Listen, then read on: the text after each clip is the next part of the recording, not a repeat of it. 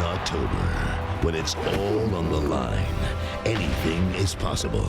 Any team has a chance. In last night's dramatic Game 4, the San Francisco Giants showed the resilience and fight they'd had all year to take a stunning 3-1 lead. Giants win it. What a game. Now, the two-time NL defending champs are 1 game away from elimination. Tonight, a heavyweight rematch of aces takes center stage. Can Tim Lincecum guide the Giants to the next round? Or will Roy Halladay breathe new life into his fighting Phillies?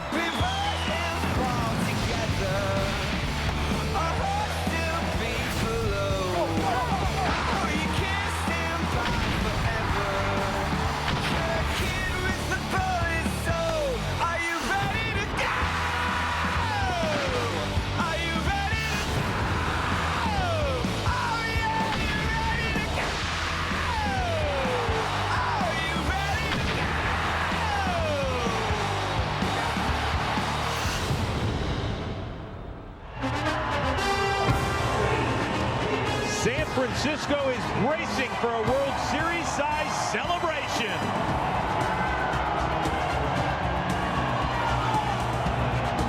One more win will lift the Giants to their 4th National League pennant in the last 48 years. But standing in their way is the 2-time defending NL champion Phillies, who will not go down without a fight. It is time for Game 5 of the National League Championship Series. Cloudiest day of the 3 we've had by the Bay. The wind is blowing, but the fans don't seem to care. They are ready for a little baseball, and so are we. Hi, everybody, and welcome to Fox's continuing coverage of the NLCS. I am Chris Rose, joined as always by Eric Karros, and from the MLB Network, the Wild Thing, Mitch Williams. And guys, first of all, we understand the map. It's pretty simple. San Francisco, 1 more win. They're off to the World Series. The Phillies need to win 3 in a row. But I want to start with the emotions, particularly for San Francisco. You guys have both been on the cusp of making it to the final dance. You with the Phillies in '93, Eric, you with the Cubs a decade later. What's going on in the mind of the Giants? The first and foremost thing in the mind of the Giants, they don't want to get on a bird going to Philly. That's the first thing. But my experience in 2003, I remember just trying to have to control my emotions. A lot of adrenaline going on, a lot of excitement. I'm out in the field talking to myself. I'm holding a conversation with nobody else saying, Eric, slow down, calm down. There's a lot of dead time in baseball, in between pitches. That's when you got to stay in the moment and calm yourself. For me, my Game 6 back in 1993 against the Atlanta Braves was simple. I spent 8 innings praying that a save situation would present itself. I was pumped full of adrenaline. I know Brian Wilson on the San Francisco side. Tonight he's going to spend 8 innings praying that a save situation comes along and he can go out there and be the goofy self that he is. Were you talking to yourself? No, I had to talk to myself. No one else wanted to. He talks to himself now. All right, guys. Well, we have a rematch of Game 1 on the bump. Tim Lincecum and Roy Halladay. Both were good, but neither All-Star was at his best. In fact, both got nailed with a couple of uppercuts. Each gave up a pair of home runs. Lincecum won the decision and the game 4-3 the final. But Mitch, we talk about always making adjustments in a 7-game series. What do you see with Doc Halladay tonight? For me, the first and foremost, I think Doc Halladay is going to go out there tonight, and I think he's going to go to his curveball much earlier in the count. We're going to look at some video from Game 1. The thing that shocks me about this is the number of fastballs that he missed with in the middle of the plate. His cutter there down and into Aubrey Huff. Cody Ross missed twice to Cody Ross. Buster Posey got him there. And again, here with Cody Ross. I think that Halladay is going to go to his curveball early in the count to get ahead, and then late in the count to put him away. What about the freak, EK? I don't think he has to make any type of adjustment. He was dominant in Game 1. The only thing he did, gave up 2 home runs, 1 to Ruiz and 1 to Jason Worth, both to right field. That's not happening tonight in this ballpark. Here you see him dominate with the fastball, then the off speed. He kept the Phillies hitters off balance. When he's pitching in this ballpark, it's a much more defensive-minded ballpark. Doesn't have to worry about the home run. I think Lincecum does the same thing that he did the other night, and he'll dominate. Well, the big question, who will get the victory tonight? In fact, you can take a shot at victory by entering for a chance to win postseason tickets or an all-new 2011 Chevrolet Cruze at worldseries.com/cruise. More from the Bay after this.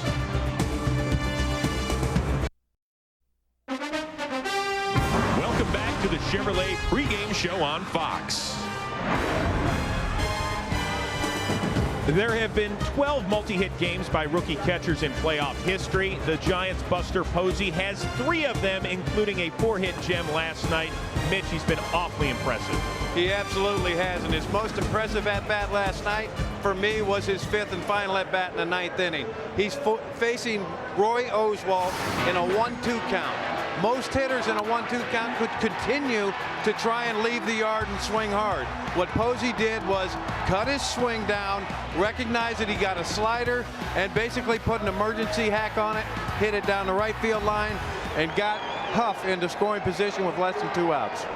Undoubtedly, Posey's been great, but the superstar this series for the San Francisco Giants is a guy, Eric Karros, that the Marlins didn't even want back in August. Well, and really, outside of the Florida Marlin fans, I don't think anybody knew of Cody Ross. But now, everybody in the United States knows of Cody Ross.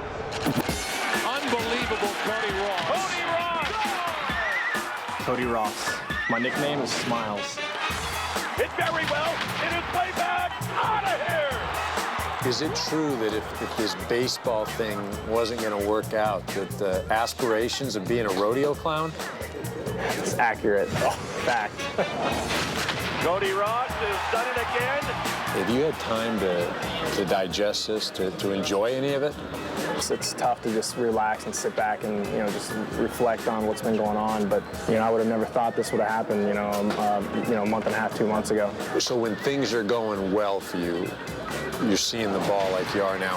What's different than when things aren't going so well? You said it, seeing the ball. Cody Ross is hitting with an awful lot of confidence. I think that's why, I've been on this little run lately. I've just been trying to slow it down and get my foot down and see the ball early. Line drive in the left. Ross delivers again.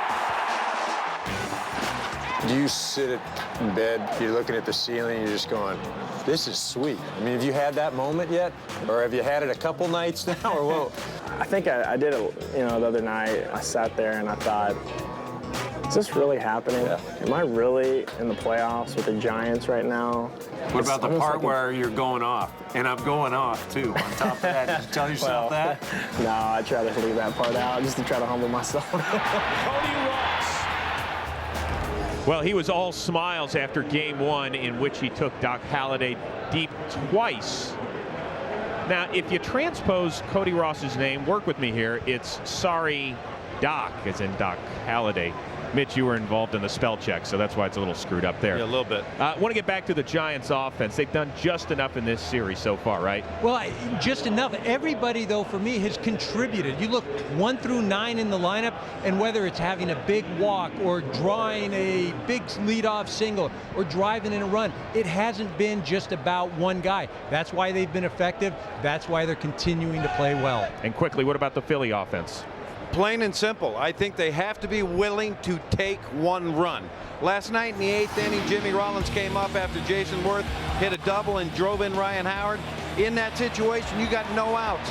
Bunt the man to third base so you can score a run when you make an out. They have to be willing to take one run. I'll tell you, I think the Philly offense, they've been arrogant so far. They think they're going to put up the crooked number, and so far they haven't been able to do so. Yeah, especially in this sort of game, you could be looking at a 1-0 game. Welcome back to the Chevrolet pregame show on Fox.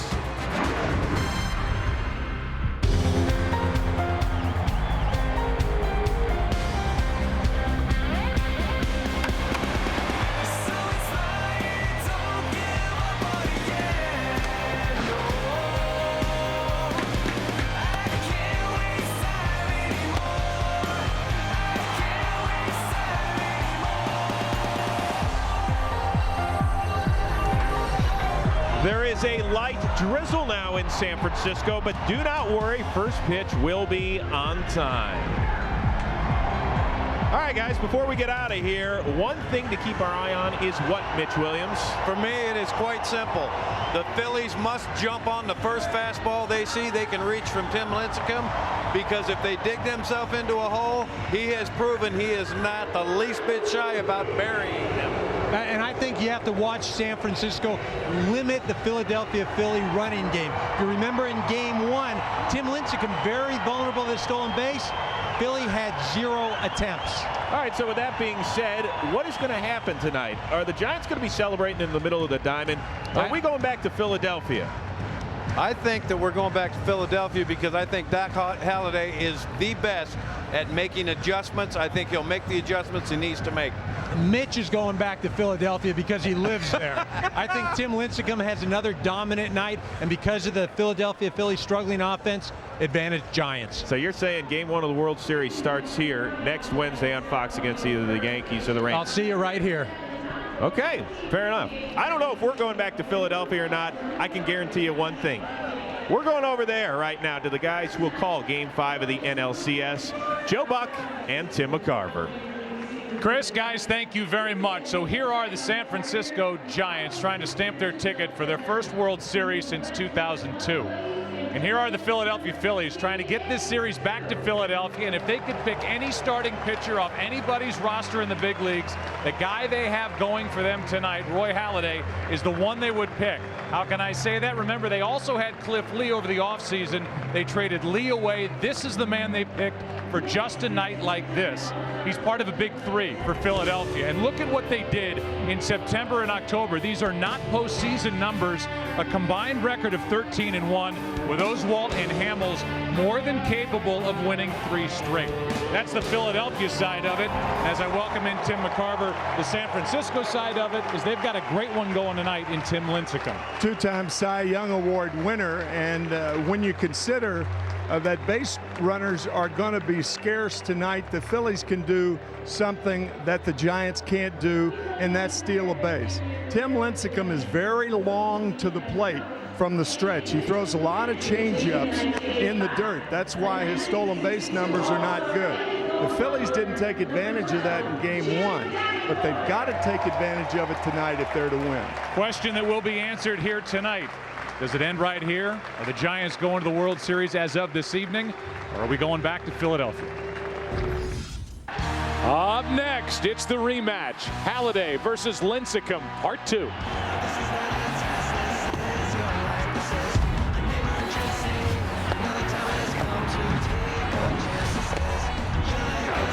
The Phillies and Roy Halladay are on the ropes and fighting for their playoff lives, while Tim Lincecum looks to deliver the knockout blow and send the Giants to the World Series. Game 5 is next. Tonight's game on Fox is sponsored by MasterCard, the preferred card of Major League Baseball. By Taco Bell, think outside the bun. And by Geico, 15 minutes can save you 15% or more on car insurance.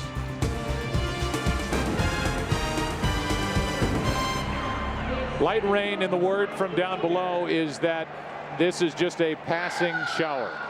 So we should be okay. 62 degrees tonight, a little cooler. And there is a wind out of the west at 15 miles per hour.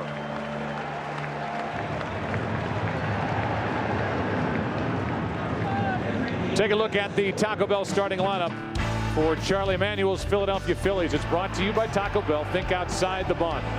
Back to the original look with Victorino leading off, Placido Polanco batting second. Then the two lefties with Utley and Howard. Worth backs them up with Jimmy Rollins hitting sixth. Raul Ibanez back in there. Ruiz bats eighth. And Roy Halladay does the pitching, bats ninth. Saw that last note, cleanup hitter for Philadelphia. Ryan Howard does not have an RBI this postseason. Tim Lincecum is taking his time before he heads out there. And before the game, we had the ceremonial first pitch, and quite a group they can put together, highlighted by the great Willie Mays. Orlando Cepeda to the left, Jim Davenport In the middle, Felipe Alou and Eddie Brassoud. Giants are trying to come up with their first pennant since 2002 and the 18th in franchise history. Their 4th since coming to San Francisco in 1958. Here come the Giants. Home plate umpire is Jeff Nelson. Tom Hallion at first. Darrell Cousins, the crew chief, at second. Dan Iasonia at third, with Ted Barrett down the left field line and Wally Bell down the right field line. Here are the numbers this postseason for Tim Lincecum. The 14 strikeout performance in Game 1 of the division series against Atlanta. And then he was the winner when both he and Halladay were good, not great, in Game 1 of this NLCS. Joe, it's arguable who the best pitcher in the game is, but the best pitcher pound for pound is Tim Lincecum, weighing on only 163 pounds. He gets ahead with strikes and gets the hitters out with balls. Balls in the dirt with the changeup. Best in the game? I think so. But the problem, as we pointed out in the opening, stolen bases. Only 3 caught stealing with Lincecum on the mound this year. Take a look at the tail of the tape of these two starting pitchers, something we flashed on your screen in Game 1. Lincecum 5'11", Halladay 6'6", 230. 33 years old compared to Lincecum's 26. The freak, that's what they call Tim. Doc, for Doc Halladay, is what they call the Philly right-hander. He was a Cy Young Award winner in '03 with Toronto. He figures to be the Cy Young Award winner in his first year in the National League here with Philadelphia. Lincecum's won the last 2 in the NL. And as we take a look at the 2 starters, tonight's opening pitch is sponsored by Budweiser, official beer of the thirst inning, the beer that starts with a full flavor and ends with a crisp, clean finish. Great times are waiting. Grab some buds. Here are the Giants defensively, and Bruce Bochy has tweaked this lineup every game. Pat Burrell is in left, Torres in center, and Cody Ross is in right. Sandoval back-to-back starts. Uribe at short, Freddie Sanchez, Aubrey Huff, and the catcher, who had a 4-hit night last night, the 23-year-old rookie Buster Posey. Here is Shane Victorino. You see 3 out of 15 in this series and hitting just .214 this postseason, and we're glad you're with us. You cannot anticipate a game any more than the citizens of San Francisco have anticipated this game. Fastball rides up and in on Victorino. So 22 strikeouts in his first 2 career postseason starts, tying Bob Gibson. Victorino is 4 for 25 in his career against the San Francisco right-hander. Ball 2. On the second pitch, Lincecum asked home plate umpire Jeff Nelson, was that pitch outside? Strike 1.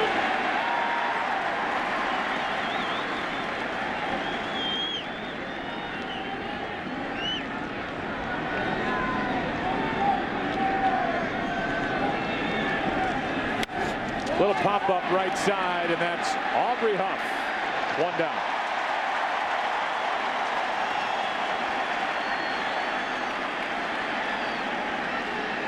So Victorino now 3 for 16 in this series, and Placido Polanco back in the number 2 spot walks in.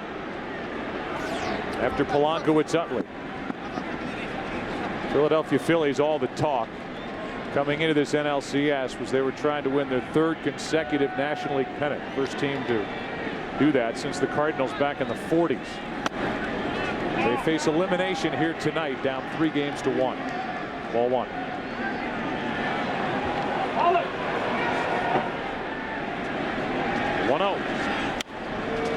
Another pop-up right side, foul territory. Huff can't get there as it goes into the Philadelphia dugout.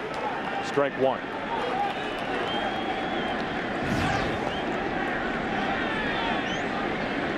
Victorino talked about it prior to Game 1. It's something that these Philly hitters are thinking about in this start against Lincecum, is to lay off that changeup that just falls off the table and ends up in the dirt. As we said, best in the game. Up and in, 2-1.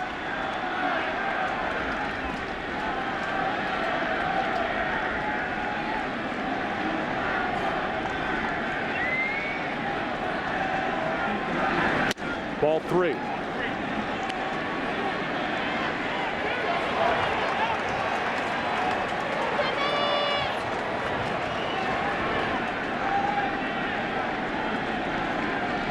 Lincecum led the National League in strikeouts this year as Polanco hits one to center. Torres back to grab it. 2 out. Tim Lincecum 0-5 for the month of August. He's been 7-1 since then. Check out his windup going over the top. That was in August. He was toying with the windup. Now he's back to his old delivery, holding his hands below the waist and delivering the ball to home plate like this. More effective that way. A very unusual way of delivering it home, but it's been effective for number 55. And that change in his delivery, you saw it happen on the 30th of July, but through the month of August. 0-5 with an ERA of 7.82 with the change. Back to the old way. He is 7-1 since with an ERA of 1.87. I don't think Tim will be fooling with that windup anymore. First pitch, a strike to Chase Utley, who over the last 2 National League Championship Series is just 6 out of 34. No homers, 1 RBI. That said, he had a good World Series last year power-wise against the Yankees as the Phillies lost in 6.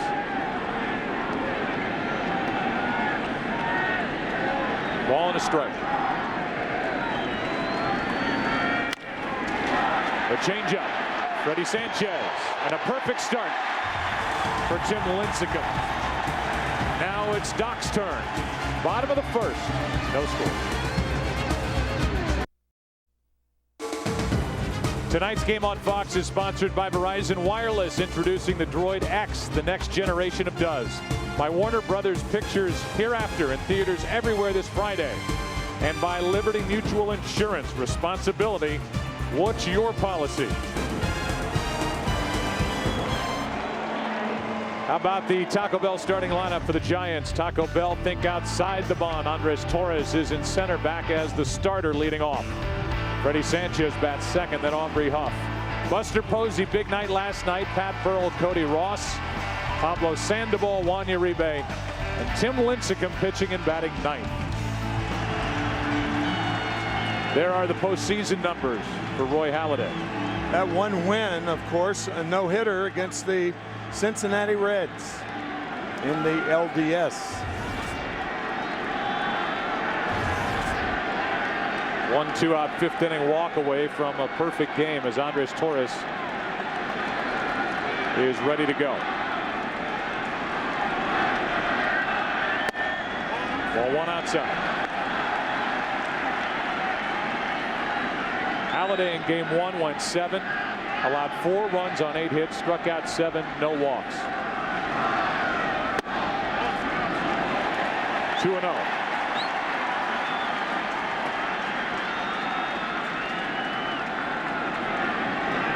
Giants team is at 223 in this NLCS as a group. Strike 1.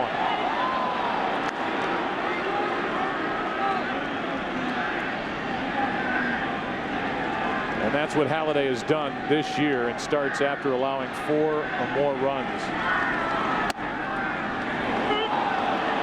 Previous start, that's a strike in the count. 2-2.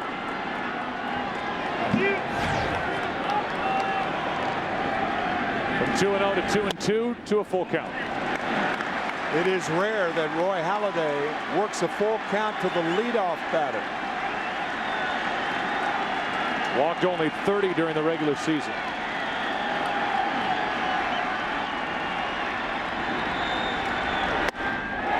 And it's a leadoff walk to start the bottom of the first.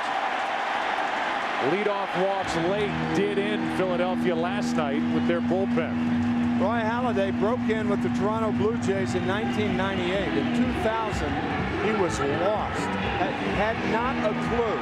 He was sent down to the minor leagues. He ran into Mel Queen, who was a minor league pitching coach, lowered his arm angle, sped up his delivery, and taught him about finger pressure, and his career took off. Here is what we're dealing with here tonight. A strike as Freddie Sanchez showed bunt. Playing for an early run. We're dealing with one run. That's what Bruce Bochy and Charlie Manuel said, but particularly Bochy. Play for one run.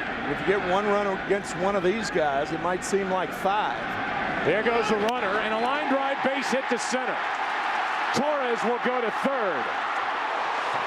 First and third, nobody out.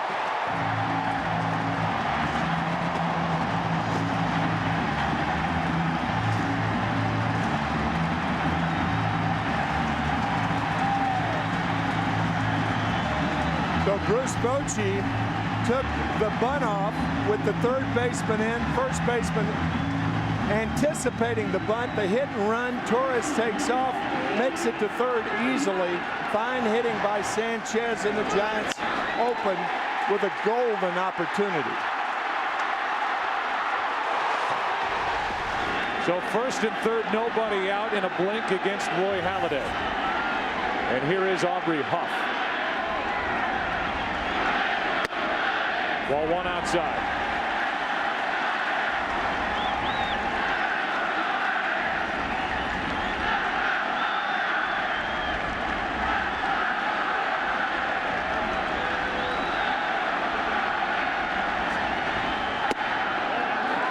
Not getting that outside corner to the left-handed hitters. He didn't with Torres. He doesn't with Huff. It's 2-0. Here comes Rich Doobie, the pitching coach, out to talk to Halladay. And we do not have this. Of course, the fans very excited. But I bet that this is the first visit from Rich Doobie to Roy Halladay in the first inning this year.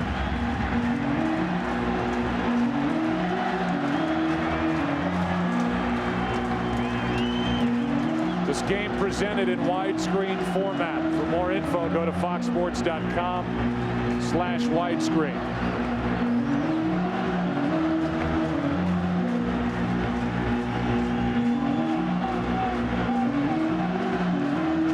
The team that has scored first in each of the first 4 games in this series has gone on to win.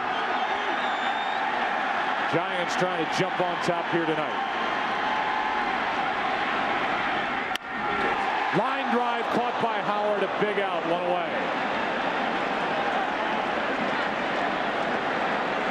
What a break for the Phillies, and a fine play by Howard. The curveball to Aubrey Huff. That might be the break that gets the Phillies out of this first inning without the Giants scoring.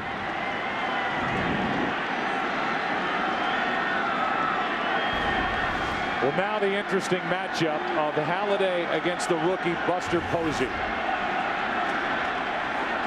who has 11 hits, had 4 here last night.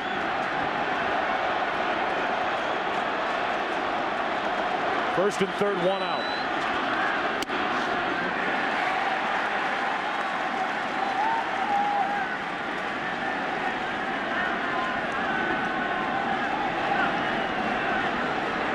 Giants as a team hit into the most double plays in the National League during the regular season. There's a strike. But it didn't matter where the Phillies pitched Posey last night. He was willing to go get it, flip it into right, pull a double into left. He was all over the plate. The 1-1. Jammed. Utley missed it. A run scores, and out at second. The inning continues 1-0 San Francisco.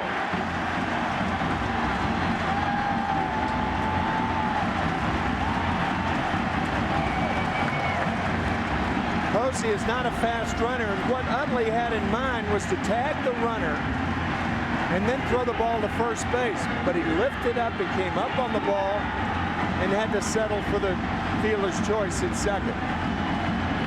You could certainly understand Chase Utley. He had to make the play quickly to get Posey at first base. Came off the ball and settled for the fielder's choice. It's a fielder's choice and an RBI.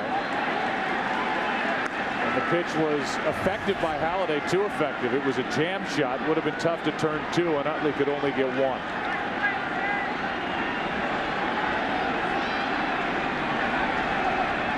Runner at first, 2 out, Burrell. Ball and a strike. Pat Burrell has had success against Halladay. In his career, 8 of 21, a 381 average. The longtime Philadelphia Philly against the longtime Toronto Blue Jay. Strike 2.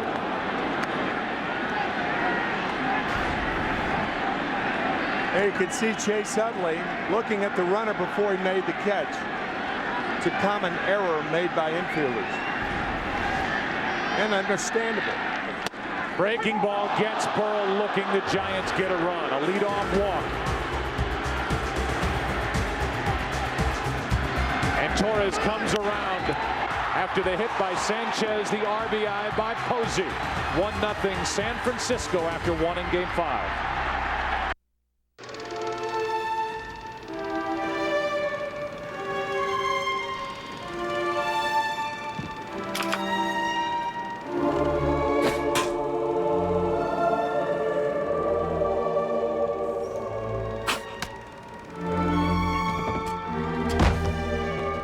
We've got them. Straight from the theater to your living room, a month before Netflix. Don't just watch TV. Direct TV.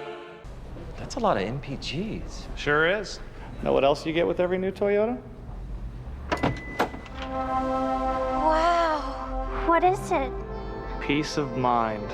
The complimentary maintenance plan with roadside assistance. It's called Toyota Care, and we're the only full-line brand to offer anything like it. We look so happy and worry-free. You are. Introducing Toyota Care, featuring a complimentary maintenance plan with roadside assistance for every new Toyota. You are the type of person that squeezes every minute out of every hour, out of every day, leaving plenty of time to listen to Fits in the Tantrums. The T-Mobile G2 by HTC with 4G speeds. It's as turbocharged as you. Wait, no, please. I'm a terrible swimmer. I'm allergic to water. Get in there, dweeb. Stop. It's a waste of water. Some people want to do good. Let's calmly walk down the hall, and you can give me a swirly there in one of those low-flush toilets that are good for the environment. You say it's close? Mm-hmm. I'm really pressed for time. I gotta throw Artie's wheelchair off the roof in like 5. Some people don't. Look, pretty girl. You'll never catch me alive. Man, I gotta stop being so nice to people. Which one are you? Take the quiz and find out at membersproject.com/glee. You could even win a trip to volunteer with the cast, thanks to Members Project from American Express. Don't miss Glee. Tuesdays at 8, 7 Central on Fox. Well, we get along. Yeah, we really do. And there's nothing wrong. What I feel for you. Hang around till the leaves are brown and the summer's gone. When you're not worried about potential dangers, the world can be a far less threatening place. Take the scary out of life with Travelers Insurance and see the world in a different light. And Nordheist has the team on high alert. She knew the museum hired me. She got to you, didn't she? Fly to Me, all new Monday at 9, 8 Central on Fox. Roy Halladay in the bottom of the first issued his first walk to start a game all year. And Andres Torres came around to score on a fielder's choice, hit into by Buster Posey. Ryan Howard takes a strike. And we're underway in the second. 1-0. San Francisco leads it, a ball and a strike. Interesting exchange at the end of the first inning between Pat Burrell and Roy Halladay. Show it to you when we get a second. Here's a 1-1. Strike 2. If looks could kill, huh? Well, Halladay stared in the whole way as he was going back to the dugout, and that got Burrell's attention, and Pat had a few things to say back at Halladay. Here's a 1-2. 2-2.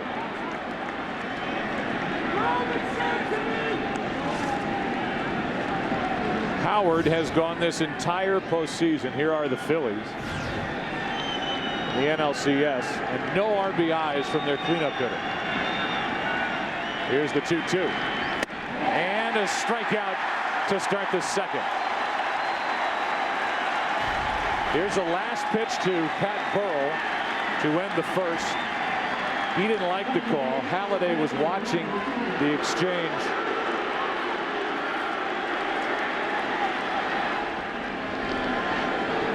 And then Burrell started yelling at Halladay. Yeah, Halladay said nothing, but he stared, and he's still staring. In fact, I think he may be staring at the home plate umpire instead of Pat Burrell.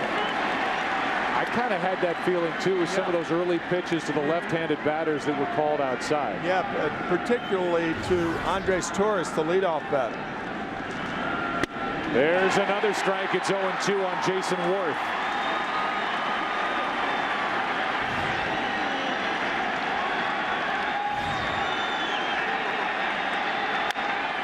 That's foul. Mitch Williams is with us. Mitch, I bet you like that little exchange between those two. Well, it's going to be interesting for me because I've seen every one of Roy Halladay's starts this year. I have never seen him look that mad.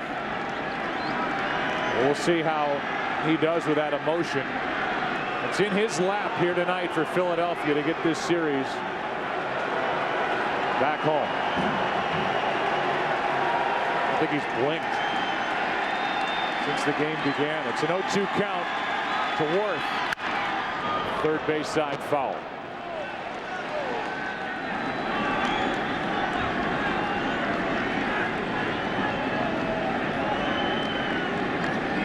There's a point.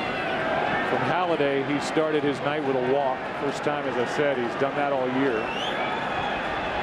And a hit by Sanchez with a runner going. That set it up. The Giants were aggressive. And it paid off. Here's an 0-2 to Worth. Ball one.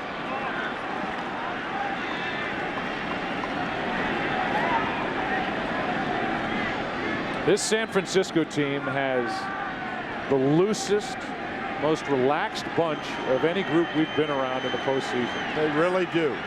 And we're in their clubhouse before the game. We don't want to leave. 2 balls, 2 strikes. Giants manager Bruce Bochy calls them the dirty dozen. Misfits, guys that are just picked up here and there, all put together. A lot of payroll sitting on the bench. One guy's not even on the roster, Barry Zito, but here they are, up 3 games to 1 on Philadelphia. Here's a 2-2. On the corner, 2 out.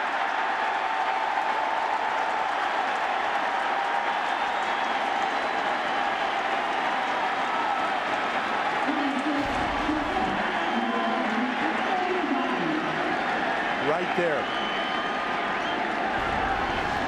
With the bases empty, Jimmy Rollins.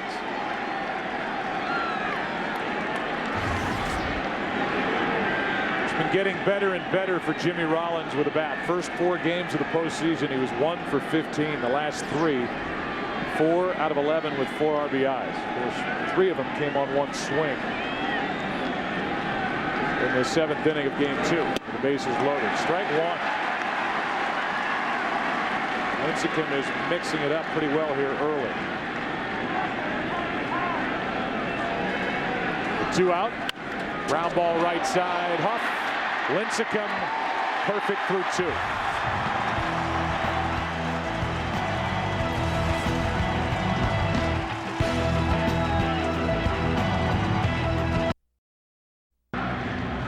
Well, here's the hitting hero for the Giants this postseason, Cody Ross, who was hit last night by Joe Blanton on the right forearm. Saying that hurt to Ryan Howard. They put a sleeve on it. Got a hit later in the ball game as a breaking ball drops in from Halladay, strike 1. Ken Rosenthal is with us. Kenny, you talked to Cody Ross before the game. How's he feeling? Joe, he said the wrist is still very sore, that if it were the regular season, he's not sure he would play. But of course, it's not the regular season. The Giants hitting coach Henson Newlands, a former major leaguer himself, told me, hey, you've got to be nuts not to want to play. I want to play. Well, Cody Ross in this series alone is 5 for 12 with 3 home runs. In this postseason has hit 4 of the 5 home runs the Giants have hit as a group. It's Tom Hanks' friend, Wilson, out in the outfield. That volley ball here in San Francisco. 1 ball, 2 strikes. There are the numbers for Cody Ross against Halladay, and a breaking ball is fouled down the third baseline. Both home runs that Ross hit against Halladay were inside. He received help from his hitting from Edgar Renteria. Put his foot down a little quicker. Eric Karros' conversation with him before the game, he confirmed that. But it is not the intent of any Philly pitcher to come inside to Cody Ross. If they do, it's a mistake.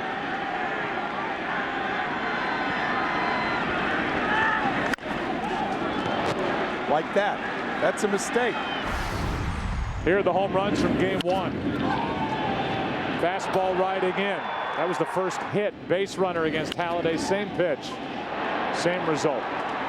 2 home runs for Cody Ross in the opener of this series. A 4-3 win for the Giants. 1-2 pitch. Got him up and away. Second strikeout for Halladay.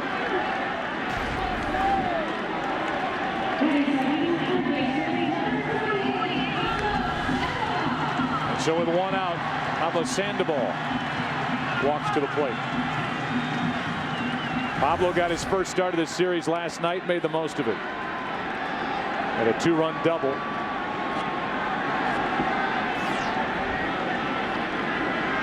It happened in the 6th. With the Giants on top 5-4. Phillies tied at 5-5. Giants won it 6-5 on a sac fly by Uribe after a big hit to right by the rookie Posey.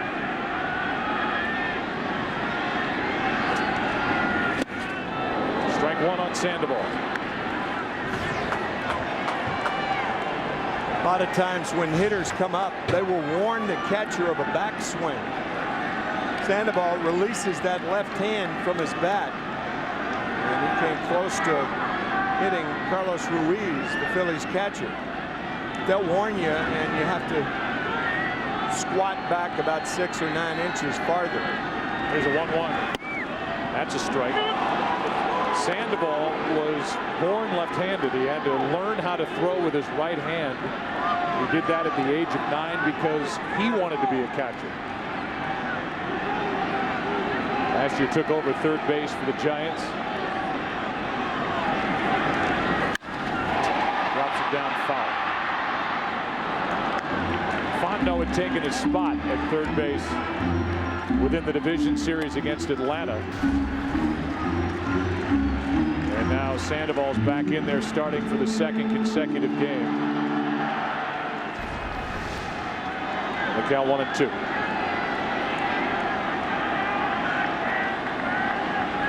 With 1 out. That ball is hooked down the line, foul.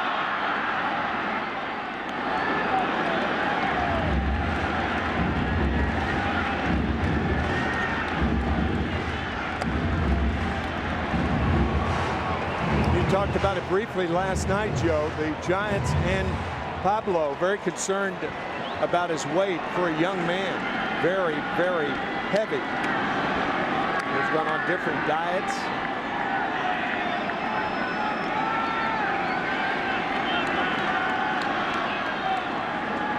One-two. It's outside.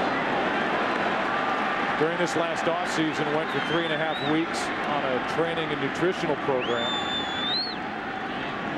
His dad is an executive at the 2nd largest food producer, a company in Venezuela. The 2-2 pitch is grounded foul. They were trying to take some of the weight off Pablo during the season, but he was doing so much cardio during the day to try and get the weight down that it started working against him. By the time the game rolled around, he was worn out. Exhausted, that's right. So it's something they'll try to tackle again over the offseason. He can hit. Switch hitter, 2-2 pitch. Full count.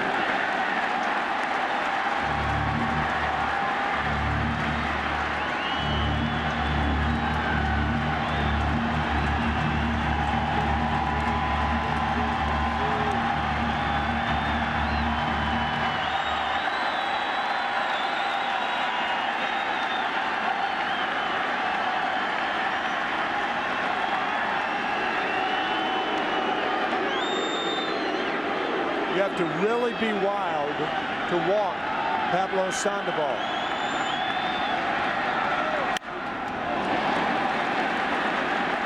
Still full. This will be the 10th pitch of the at-bat.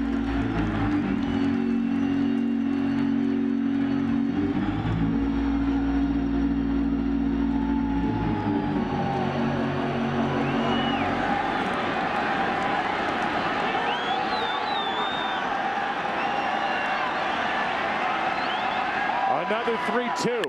Left side in the hole. Rollins throws off balance and gets the out. Good play by Jimmy Rollins. Made 3 good ones last night. Tonight's game on Fox is sponsored by Budweiser. Great times are waiting. Grab some buds.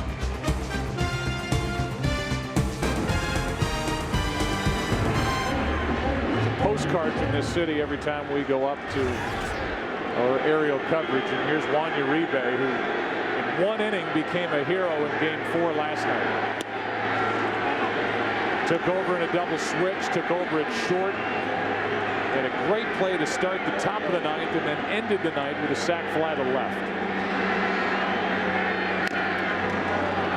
Gets a lot of Ruiz. 1 ball, 1 strike. Joe, you talk about an uncharacteristic inning for Roy Halladay. He has thrown ball 1 as we look at that play last night. The quick release did it. What a play by Uribe. Very close call at first base, and the Giants got it.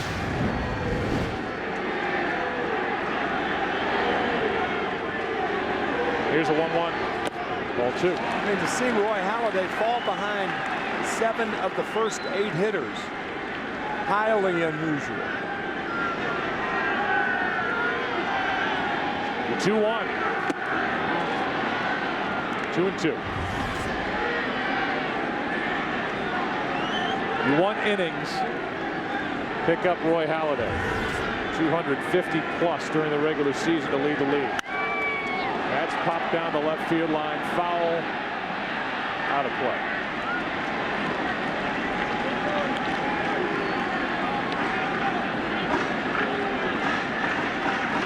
Roy Halladay threw only 19 pitches. Talk about control. 19 pitches through the first 2 innings. In Game 1, he's doubled that here tonight. Young catchers are taught how to manage lineups, and with 2 out and nobody on, they're taught to really go get the number 8 hitter. That's how to play right side. The reason for that is you have the pitcher leading off the next inning in the National League. Of course, it's not as useful a tool to remember in the American League because of the designated hitter. But this is an early key guy for Halladay. Another 2-2, full count. 3rd full count by Halladay.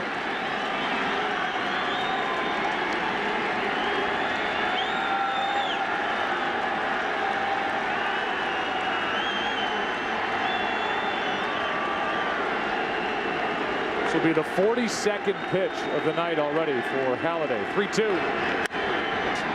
Good at bat by Uribe. That one's out of play.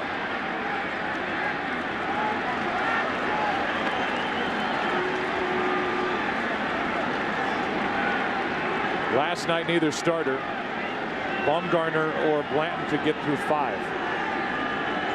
Tonight, it's Halladay and Lincecum, and Lincecum is much more sharp than Halladay here early. The 3-2. Hard hit on a line to Jimmy Rollins. We go to the 3rd. Phillies looking for their first base runner, down by 1. Our AT&T trivia question. Buster Posey had 4 hits in last night's game. Who was the only other rookie catcher to have 4 hits in a postseason game?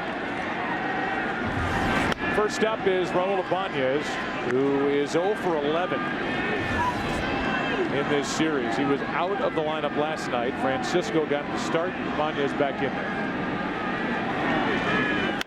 And he floats one into right center field. The Phillies have their first base runner of the night. First hit for Ibanez, and that's how the 3rd inning begins. It wasn't loud, but it was effective, and here comes Ruiz.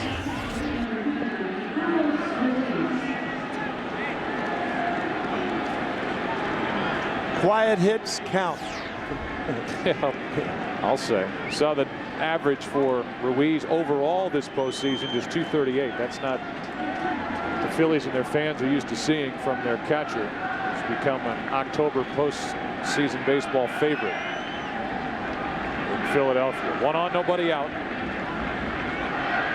Halladay, who has 2 postseason hits this year, is on deck. Strike one. Kind of interesting, Joe, when you consider the history of these 2 organizations. The histories include a lot of great hitters, some of the greatest hitters of the game.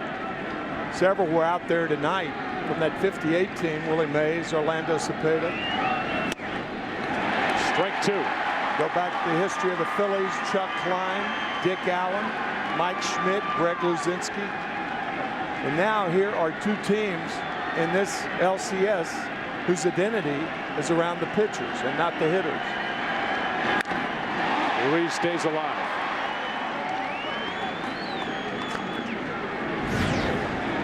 That said, you caught a pretty good left-hander for the Phillies. Guys like Marichal and others wore the Giants uniform. Right, Gaylord Perry, Carl Hubble back in the 30s. Here's an 0-2. That hits Ruiz to put 2 on.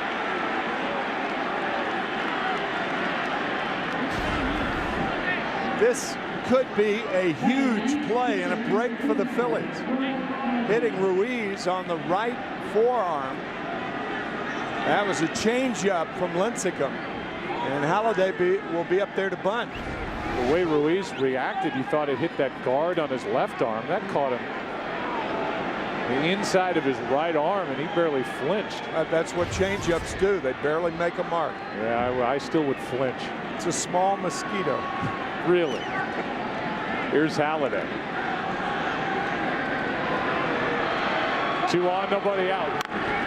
And the bunt. That is a fair ball. Halladay doesn't run out at third, and Sandoval will throw to first for a double play. Halladay didn't take off out of the box, and now at third base they're saying safe. So it's second and third. The bunt works, and Halladay never moved. Let's take another look at this. Ball's got to be out in front of the plate. That's not a fair ball. That was foul, it looked like to me, unless it was on the plate. The plate is in fair territory. Now, did Buster Posey grab it on the plate? No, that's a foul ball. That's why Halladay didn't run. He's got the best look at it. Right. Meanwhile, the throw pulled Sandoval off the bag, and he didn't get his foot back on the base. It's second and third, 1 out. And Victorino, strike 1. How about that play? Wow. Phillies will take that all day long. Yeah. Foul ball's as good as a sacrifice. And here's the throw to third as Sandoval stabbed for the bag and missed it. Ibanez got his left foot on the base before Sandoval. Here's the 0-1 to the right side. Here comes the runner as the ball hits off the infielder and kicks into center. 2 runs are going to score, and it's 2-1 Philadelphia. What an inning. An innocent ground ball to the right side, and it kicked off Aubrey Huff into shallow center, and 2-run score. The Phillies lead here in the third. It looks like that play the other night that kicked off Aubrey Huff, fielded by Cody Ross. That was responsible for 2 runs. That ball hit, not sure, it may have hit the right knee of Aubrey Huff. Nope, hit the heel of the glove, bounces into center field, and the Phillies take the lead. What a bizarre 4-hit inning, or 4-hitter inning this has been. You can see Ibanez going in all the way with the infield back. And Ruiz also continues as the Phillies take the lead. It's an error on Huff. That's the second error for the Giants in this series. And this one spins Polanco out of there, and that got Placido's attention. Not only did 2 runs score on that ball hit by Victorino, but he ended up at second base. And Polanco with a stare back at Lincecum. Got 2 stares so far here in the first 2.5 innings. Here's a 1-0. So let's just recap. A flare hit to right center by Ibanez. Ruiz is hit by a pitch. Halladay bunts one that was foul, that was called fair. He didn't leave the batter's box. They had a shot at the runner at third. Sandoval didn't get his foot on the bag. The runners advanced. Halladay was out. And then an error on a ground ball to the first baseman, Huff, who I'm sure had part of his attention looking at the runner coming down the third baseline, at least thinking about it. And 2 runs score on it. That is a ball. Got behind Posey, ball 2, 2-1. That's the thing. When you play the infield back, take the sure out. That's why the manager is playing the infield back. That play would be explainable had the infield been in and Aubrey had done that. Here's a 2-1. You know, deserves a lot of credit is Victorino, ending up on second base instead of first base and not taking anything for granted. He was chewed out last night by his first base coach, Davey Lopes, when he didn't take second. And Ruiz was thrown out at the plate by Aaron Rowand in the 5th. Ready to run tonight. He's able to get a huge lead out at second base, but he stays put. Well, this would be the type situation we were talking about in the opening. A good time to run with 1 out. And the Phillies are very adept at stealing third base. Perhaps even better than stealing second base. Another look at that error by Aubrey Huff.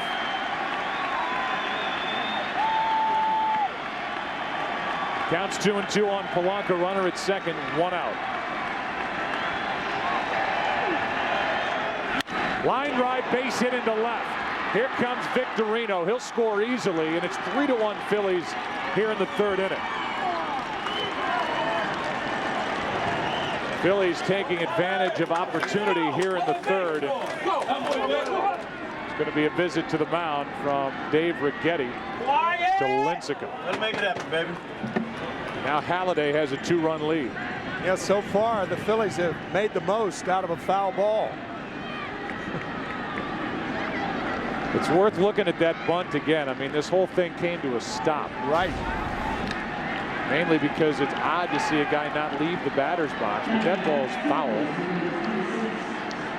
Called fair, and then Ibanez, good base running, got to third in a blink. That's right. Ibanez took nothing for granted, running hard all the way. This ball trickles off the plate, gloved by Posey. You know, the home plate umpire made that call that the catcher and the glove are between him and the ball. It was a tough call, granted, but it was foul. Foul tip catches Buster Posey.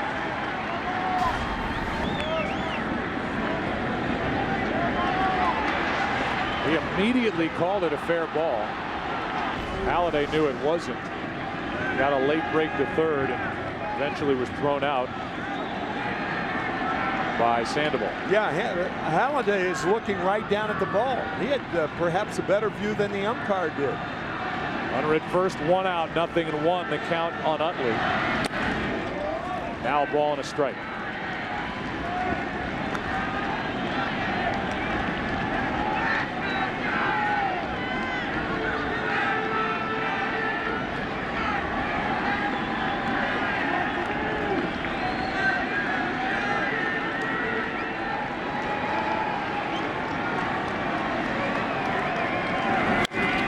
Strike 2.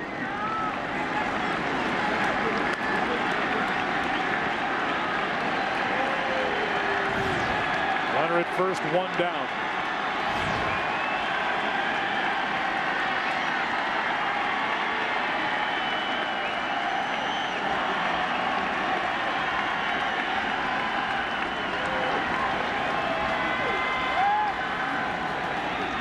On 1 and 2, Utley takes ball 2.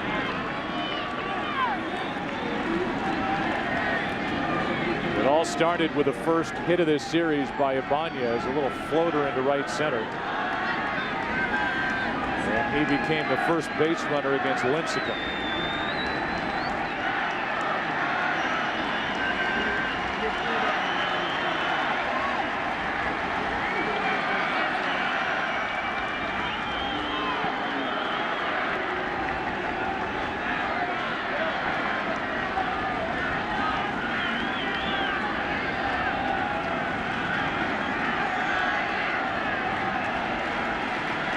The 2-2 pitch, full count. Lincecum was pinpoint with his control the first 2 innings, struck out 2. Different story here in the third. And look for Polanco to be running here. The Phillies with a 2-run lead. You take more chances when you're ahead.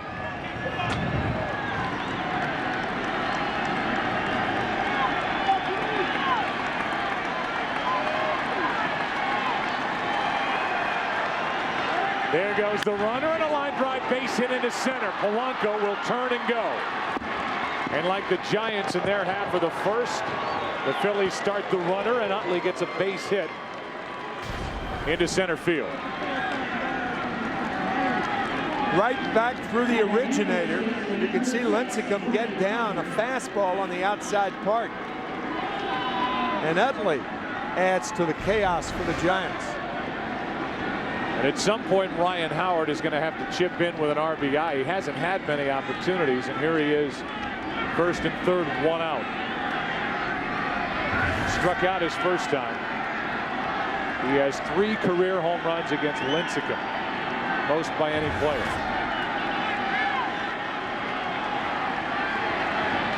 Step to third, look to first.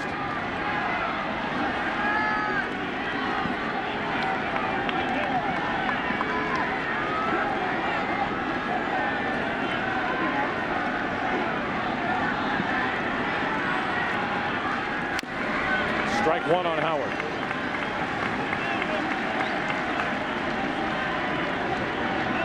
Tim Lincecum, when he allows 3 or more runs this season, 2-9 with an ERA 6.7. That includes game 1 of this NLCS. He allowed 3.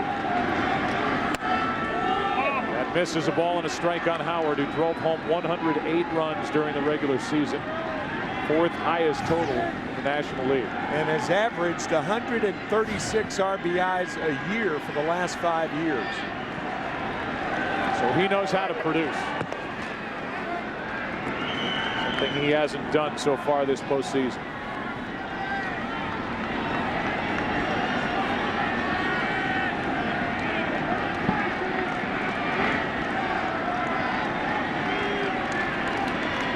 Eight for 25 overall this postseason is Howard. Strike 2.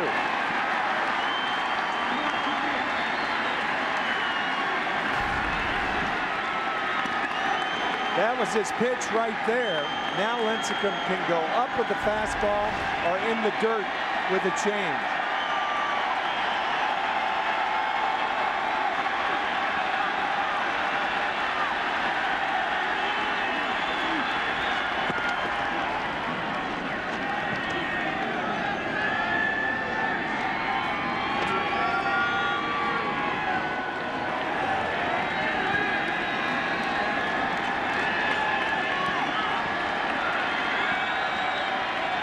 There goes Utley. Swing and a miss for the out. Throw down not in time. And Ryan Howard strikes out for the 2nd out of the inning. Stolen base for Utley. That's his 4th of the postseason. Well, he went to the changeup to get Howard. Let's see how he got there. Changeup is foul. Changeup low. Fastball with the count 1 ball and 2 strikes. The changeup gets him. We talked about in the opening about how Lincecum will throw that changeup in the dirt with runners on base. That's in large part why Utley stole second base, because Posey did not have a good pitch to handle. So Howard strikes out for the 2nd time, and now it's Jason Worth, who struck out his first time, strike 1. That's the first breaking ball of the game thrown by Lincecum. Two big runs sitting out there for Philadelphia, trying to get this series back in their home park.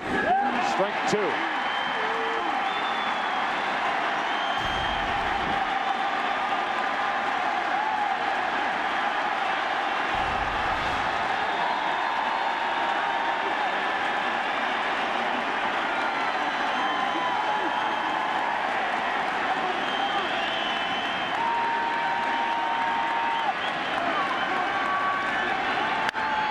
In the air to left field, Burrell to his right, inning over. Some opportunities for Philadelphia.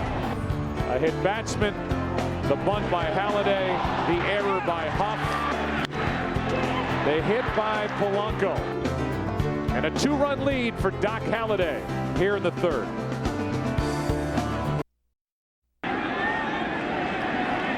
Lincecum will start it for the Giants here in the bottom of the third inning. It's 3-1 Philadelphia, down 3 games to 1, and see how Roy Halladay does with a lead. Giants got a run in the first on a fielder's choice. Now Lincecum in the hole. Rollins checks the baseball, gets the out. What a weapon that arm is for Jimmy Rollins. Tonight's game on Fox is sponsored by AT&T. Rethink possible.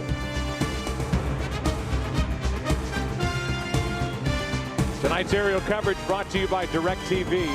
Get movies a month before Netflix. DirecTV. Call 1-800-DirecTV. Beautiful downtown San Francisco. And here's Andres Torres, who takes a strike. Walked and scored his first time.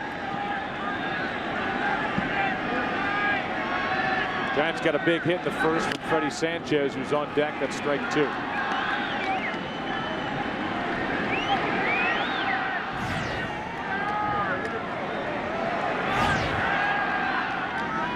With 1 out. Ball 1.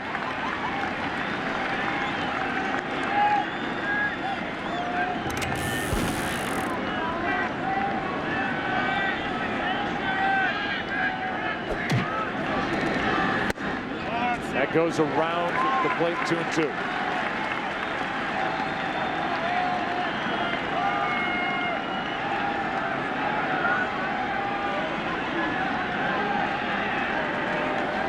With 1 out, nobody on, that's ball 3. Yet another full count. That's his 4th.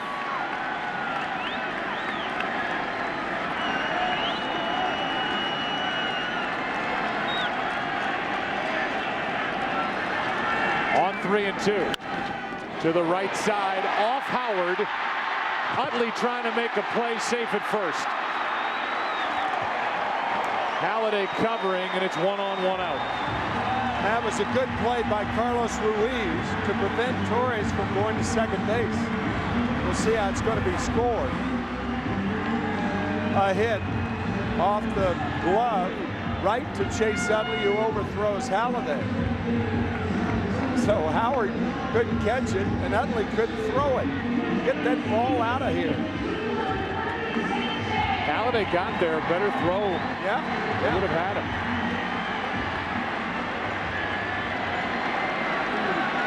But Ruiz caught it, backing up the play. So 1 on, 1 out for Freddie Sanchez. He singled his first time to center with Torres running. Set up first and third for Aubrey Huff, who lined out. Then Posey got the RBI on a fielder's choice.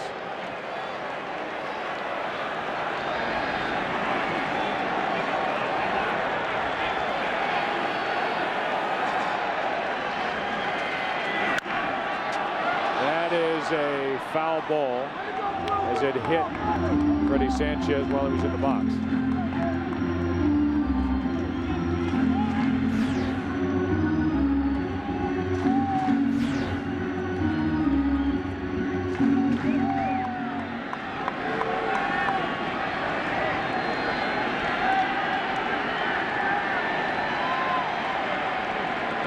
Here's an 0-1. Ball was up and hittable. Sanchez fouled it back. Strike 2.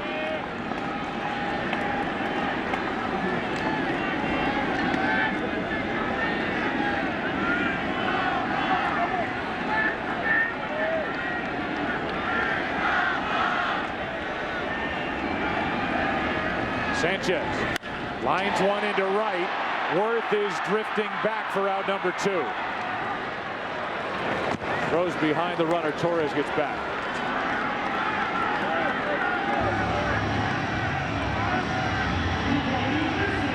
So 2 out in the inning, and Aubrey Huff led this team in home runs and RBIs. He had a chance in the first inning, but lined out, then committed an error in that 3-run top of this third.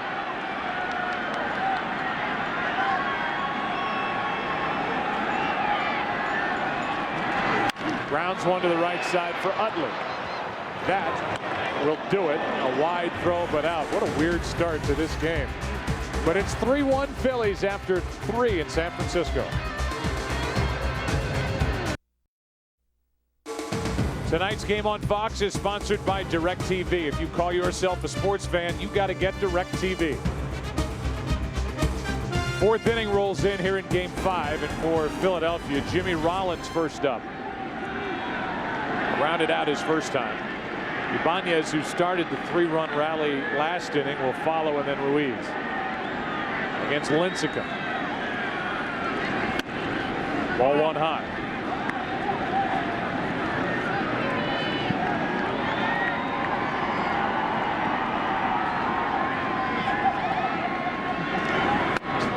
Think he was taking? Yes. He just set his bat down. He had it resting on his shoulder, and the count's 2-0. He was taking a strike. It's 2-1. Jimmy Rollins growing up in Oakland, so he is hoping he flies to Philadelphia tonight instead of driving to Oakland. Here's a 2-1 pitch.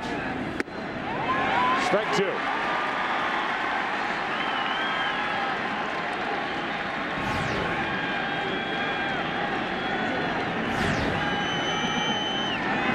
Ball 3.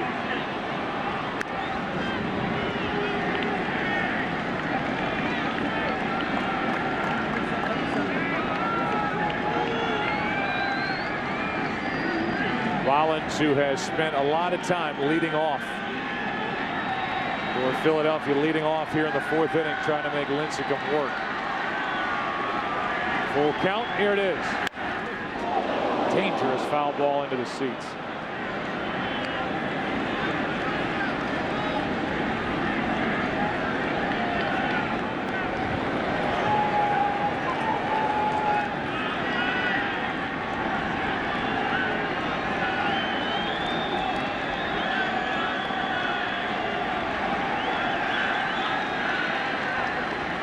Another 3-2, and a strikeout starts the inning. That's 4 on the night for Lincecum.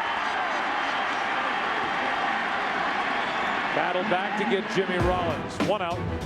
Playoffs continue tomorrow with Game 6 of the ALCS between the Yankees and Rangers.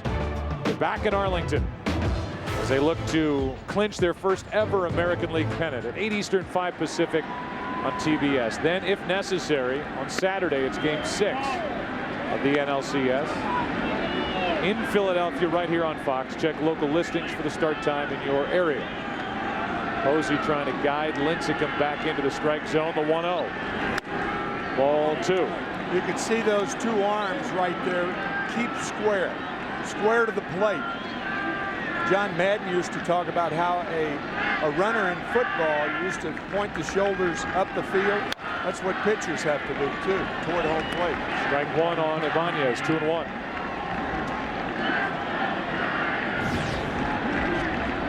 I would bet John Madden is somewhere watching this game. Oh, I'll guarantee you that. Hey, we had a John Madden sighting today, I understand, on Market Street. One of our crew members spotted John. The opposite way, shattered bat. That thing ends up stuck in the ground, and Sandoval makes the catch. Wow.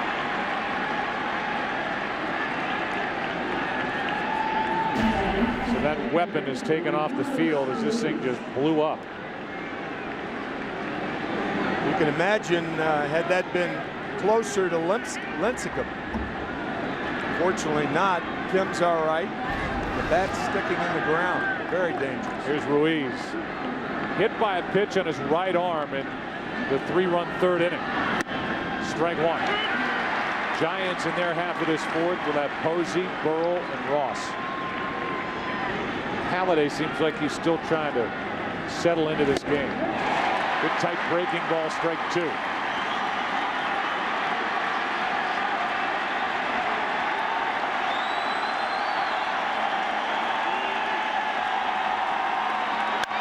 Left side in the hole, Uribe crosses body off the bag with a tag is Huff. We go to the bottom of the fourth inning. A look at Alcatraz, Posey, Burrell, Ross coming up. Giants down 2.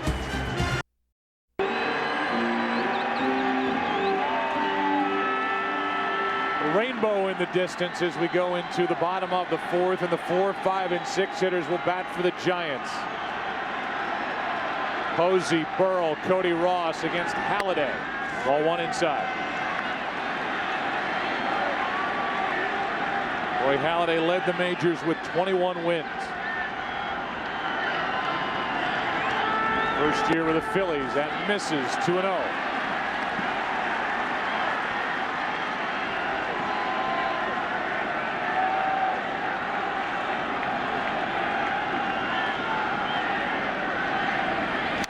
Off the end of the bat, strike 1.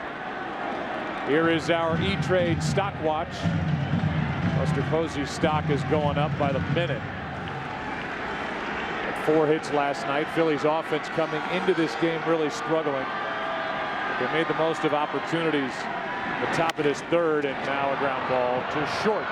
Rollins has been busy, 1 out. And Posey is 0 for 2 with an RBI. Here comes Burrell, who struck out his first time, and then as Halladay was walking off, he was staring in.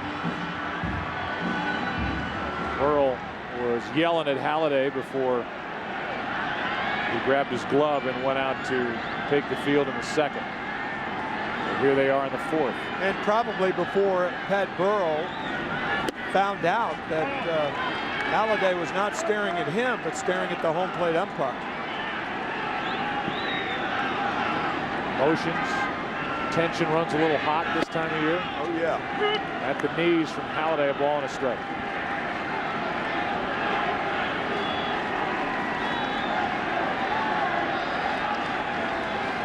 A run on 2 hits for the Giants. Now 3 hits for the Giants. And Burrell will push it to second. Try and make it, and he will. With a 1-out double.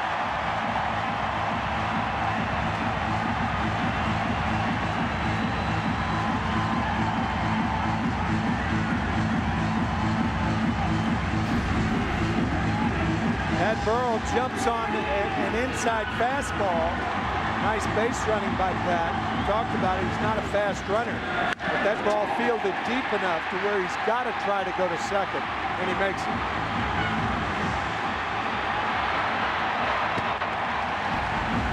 And now Cody Ross, who took Halladay deep twice in game 1, steps to the plate.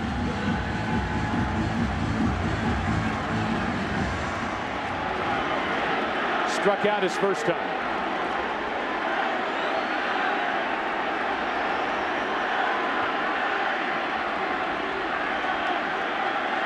Four home runs this postseason, strike 1. I think if you're Cody Ross, you have to think that part of the plate. After the 2 inside fastballs for home runs in game 1. Guys experienced as Halladay is not going to come inside unless it's a mistake.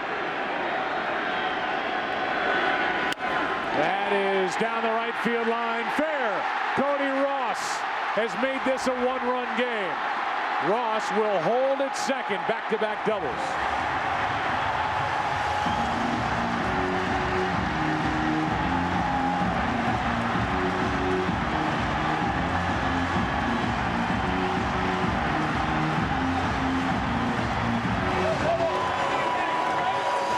Cody Ross thinking right field, a mistake by Halladay. Looked like an inside fastball, and Ross just took it the other way. Another big hit. See how it tails inside? Good hitting by Ross.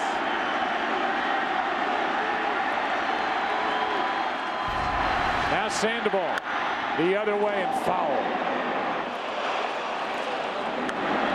Pablo grounded out to short his first time up.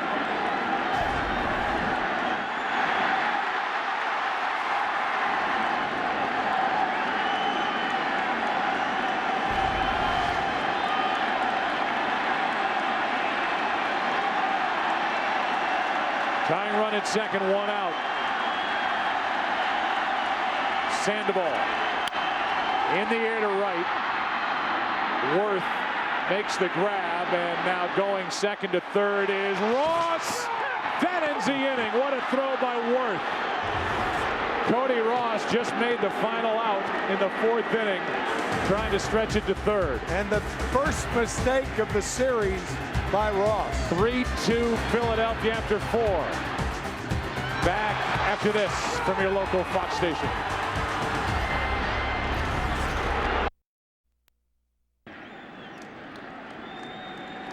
Roy Halladay leads it off. We're into the fifth inning now. 3-2 game. Phillies on top. Down 3-1 and a ball from Lincecum.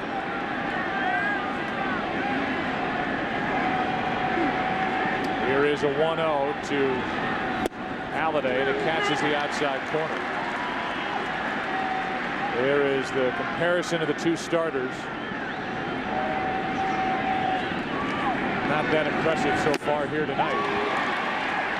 A strike on Halladay, 1-2.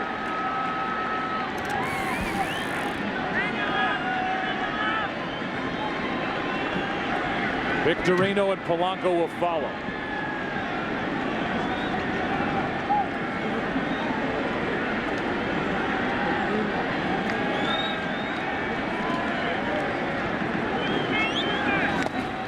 Halladay strikes out to start the fifth. Let's go back to the end of the fourth. Well, to err is human, but not if it includes making the third out at third base. And that's what Cody Ross did. For the most part, you're as well off at second as you are at third. And that's why you cannot make the first or the third out at third base. Jason Worth, a fine throw. There's no need to really hit a cutoff man because there's nobody else running. You just get it to the target as quickly as possible. Worth can do it all. Yes, he can. He can hit, he can run, play the outfield. You can grow hair. He will cash in this offseason, free agent to be. 1-0 pitch is hit in the air to right. Off the bat of Victorino. Back is Ross. 2 out.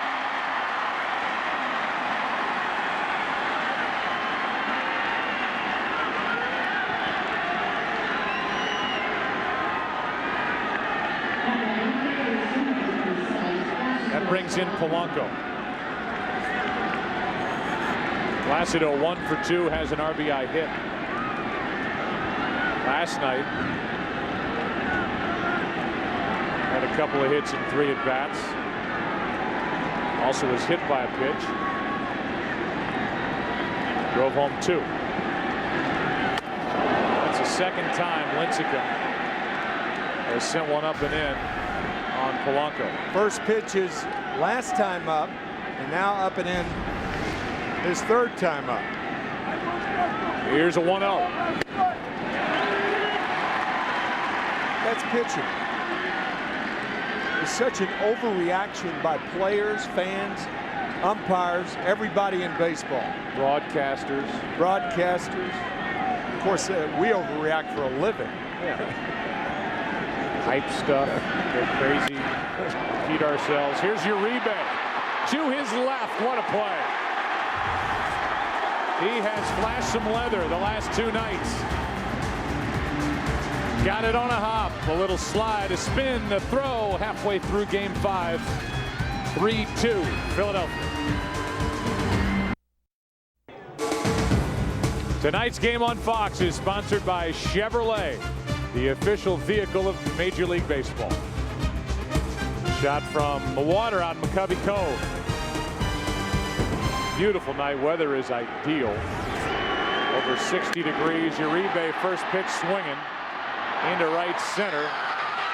One out in the bottom of the 5th. Welcome to our little hideaway here in San Francisco, and we have yet to see. I love that look. This is our little cove. This is. We have yet to see really Halliday settle into this game so far here tonight. Still seems like he's searching for it a little bit. Yeah, I think Lincecum, even though he gave up the 3 runs in that inning, it wasn't the type of inning that Halliday had at the beginning of the game. Missing outside, particularly the left-handers, and not getting the close calls from home plate umpire Jeff Nelson. It was raining at the start of this game, then it subsided. Now it starts to sprinkle.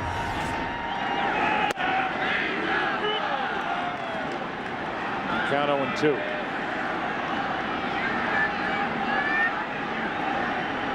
Just said the weather was ideal. I was talking about the temperature. There's strike 3. And that is just the 3rd strikeout of the night for Halliday. The 2 out here in the bottom of the 5th. Everybody thinks that because you're a great pitcher, you go out there and you have great stuff all the time. Great pitchers struggle just like anybody else. Sometimes you go out there, you just don't feel comfortable. You're not getting help from the umpire. And yet it comes around. And perhaps Halliday is coming around and being the type pitcher the Phillies have been used to seeing all year. Torres back in the starting lineup. Rowan had made the start the last 2 games, and now Torres is on base for the 3rd time as Howard kicks it.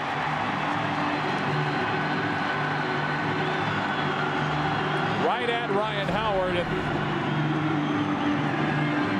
on one hop off the heel of his glove or wrist. Looks like the first baseman tonight are using ejection devices.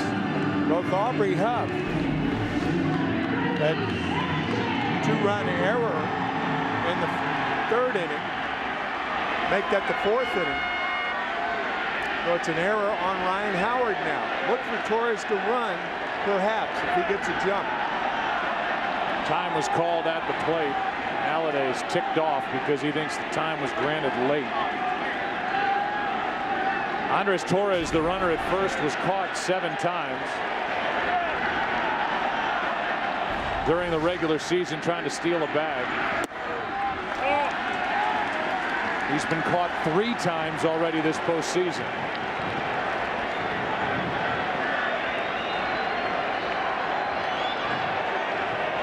Caught by Ruiz in the 8th inning last night. Ball 2, 2-0.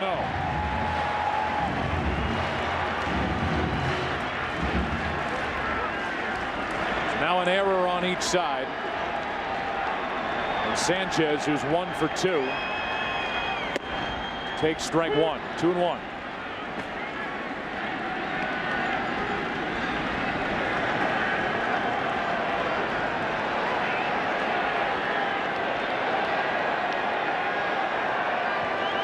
Breaking ball drops in, 2-2.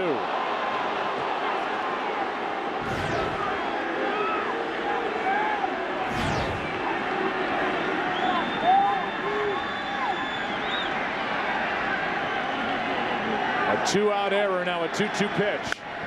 Base hit into left field off the end of the bat by Sanchez. Torres will go to 3rd. Sanchez 2 for 3.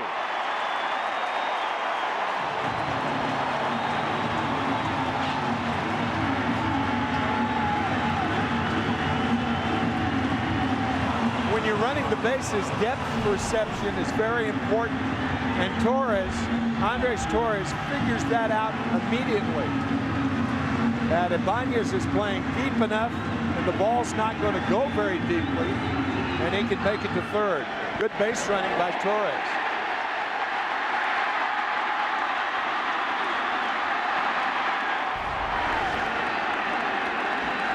First and 3rd, tying run 90 feet away.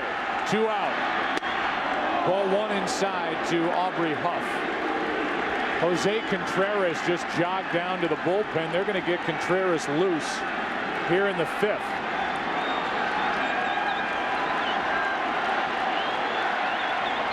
Here's a 1-0. Good tight delivery from Halliday. Strike one. Let's go down to Ken Rosenthal here in a moment to get an update about the weather as the rain has really picked up here in the fifth. Contreras is down there getting his glove. Here's a 1-1. Foul, strike two.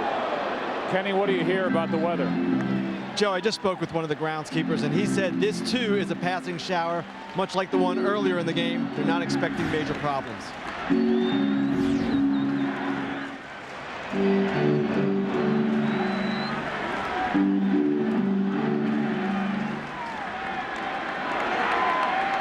So Contreras gets loose. Huff back in the batter's box with a 1-2 count.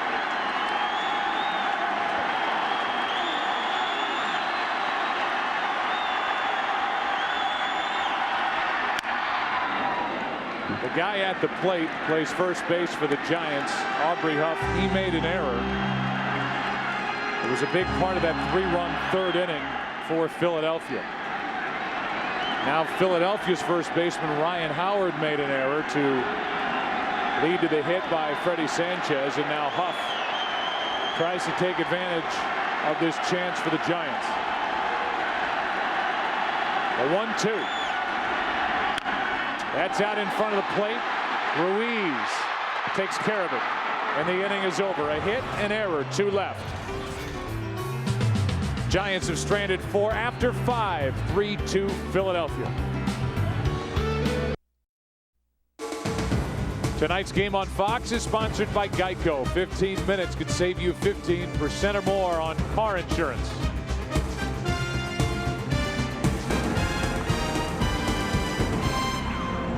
With the rain falling, Game 5 moves into the 6th inning. The Phillies needing a win here tonight to get the series back to Philadelphia. Giants trying to win here tonight, stamp their ticket to the World Series. Utley, Howard, and Worth, 3, 4, and 5 hitters for Philadelphia. Utley has a hit. Howard 2 strikeouts, and Worth a strikeout and a flyout.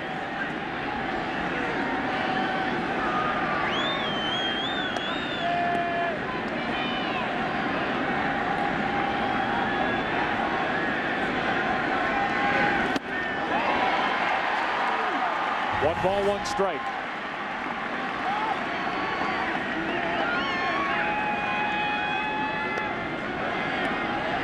Contreras has taken a seat.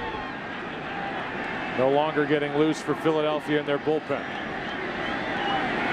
That's foul. Fast David Lopes.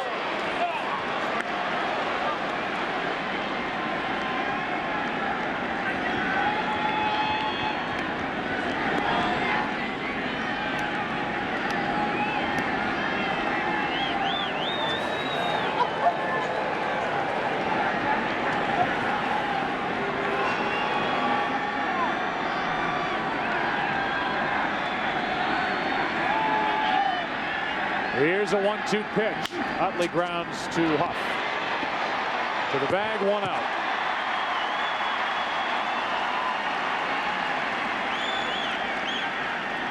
That'll bring in Ryan Howard, who had 2 on his last time up and struck out. Had a runner at third, 1 out at the time. The last team to win a best-of-7 series during the postseason with no RBIs from the cleanup spot, the 62 Yankees. Not bad. Against the Giants. Yeah. Willie McCovey lining out to Bobby Richardson for the last out. The great play by Roger Maris in the bottom of the 9th inning. Ball 1 to Howard.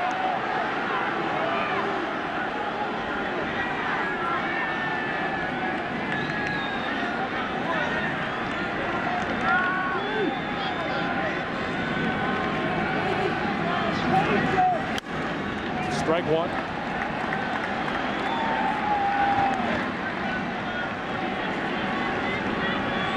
"30 years ago today, the Philadelphia Phillies won it all.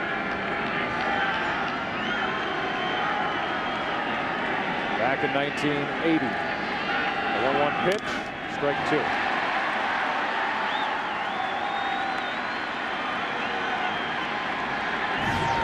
They're second in 2008 when they beat Tampa Bay. Lost last year in the World Series to the Yankees in 6. And on the short end against the Giants in this NLCS. Here's a 1-2. 2-2. 3 games to 1. San Francisco leading this best-of-7 series. The 2-2 pitch. Third strikeout for Ryan Howard. 6th for Lincecum. Geico in-game box score for Philadelphia, a team that came in hitting just .214 this entire postseason.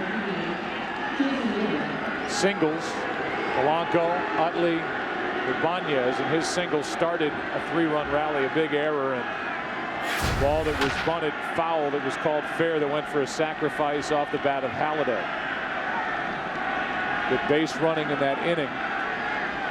It's a 1-run lead, and Worth fouls it down the right side with 2 out, nobody on. That is a worthy comment. Good base running that inning by Ibanez, not taking anything for granted, hustling to third base on the ball that was foul, bunted by Halladay. And then Victorino running hard on the ball, bobbled by Huff. That's as hard as Lincecum's thrown all night. He reared back and blew one by the bat of Jason Worth.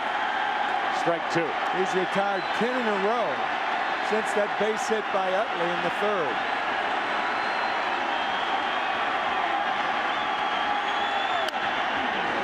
'94 again.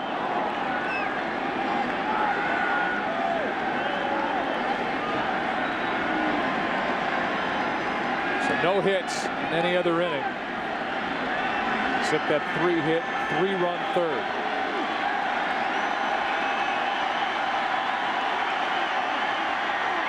The 0-2 in the air to left center field. Torres back to his right.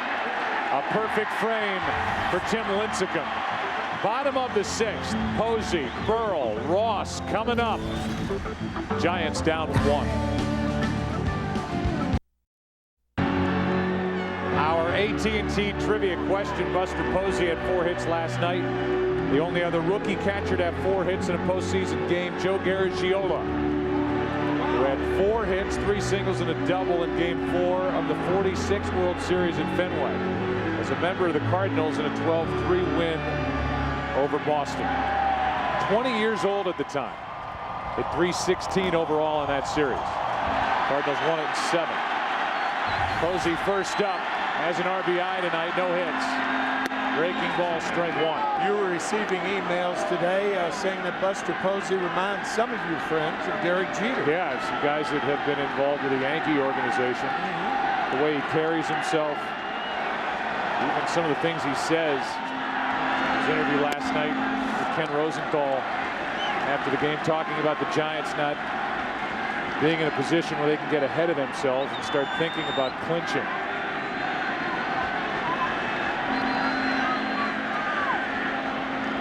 Leading it off in the 6th.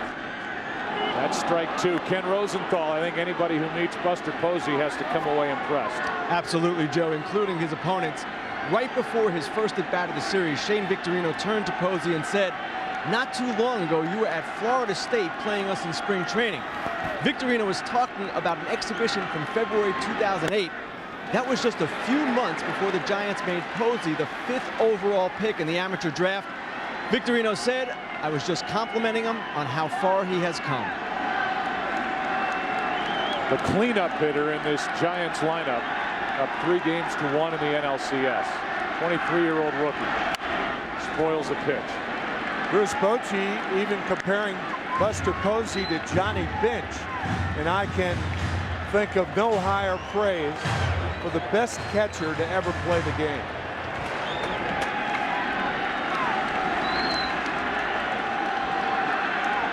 Here is a 2-2 from Halladay.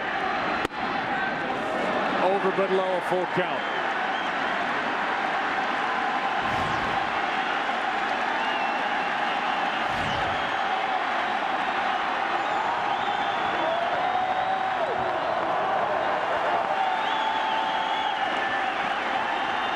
Leading it off, Posey takes a walk.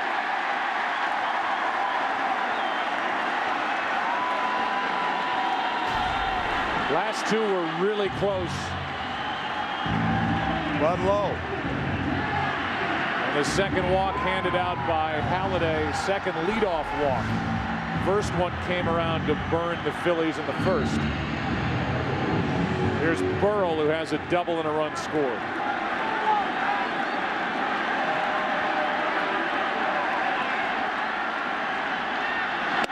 Strike one. Contreras will get loose again for Philadelphia in their bullpen.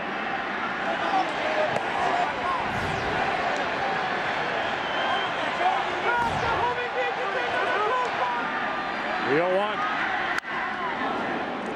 Strike two.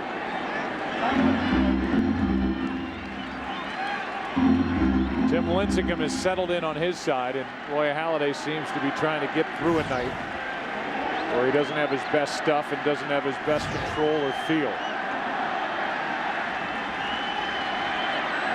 The 0-2. Out behind second base, Rollins. Faked as if he was going to drop it. 1 on, 1 out. Hey, what do you think? Geico in-game box score for San Francisco. Freddie Sanchez with 2 hits. Cody Ross, another RBI, had a double back in the 4th and was thrown out trying to go second to third for the final out by Jason Worth. Bruce Jenkins, a fine reporter with the San Francisco Chronicle, had a very cute line about Buster Posey and the night he had last night. Here's Ross. Good breaking ball, strike one. He said Buster's the kind of kid who would sneak behind the barn and chew a piece of gum. Chewing a piece now. Yeah. But at first base, not behind the barn. No. Here's the 0-1. Drives Cody Ross off the plate. Ross, with an RBI double, took an inside pitch and hit it into right down the line his last time up. After ripping inside pitches over the wall and left 2 times against Halladay in game 1. The 1-1. Fooled on the pitch. Strike 2.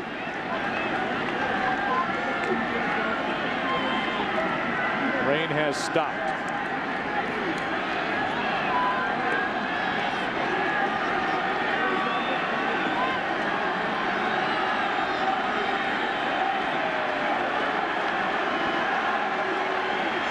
A 1-2. Breaking ball is hit foul.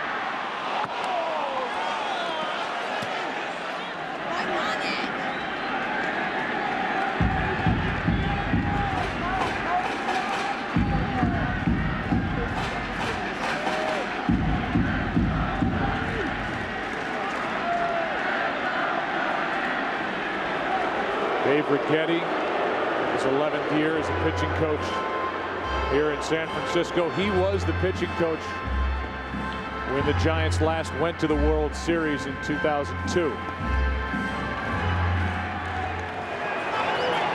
Spent 11 years pitching with the Yankees. Part of his career. 1 ball, 2 strikes on Cody Ross. 2-2.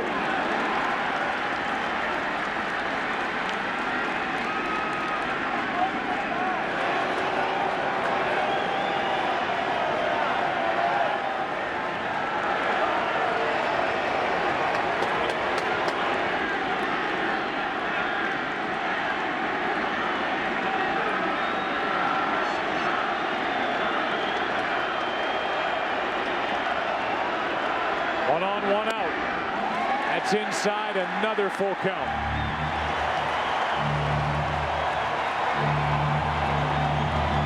Roberto Kelly, the first base coach, going over to tell Buster Posey something, and I would imagine he just says, take off. 3-2, 1 out, get the infield moving around. Tying runs at first. Posey stays put, and that's foul. I'm surprised at that. I mean, the speed of the runner at first base really has nothing to do with whether you run or not. It's whether the hitter can make contact. And Cody Ross has certainly shown he can make enough contact to send the runner.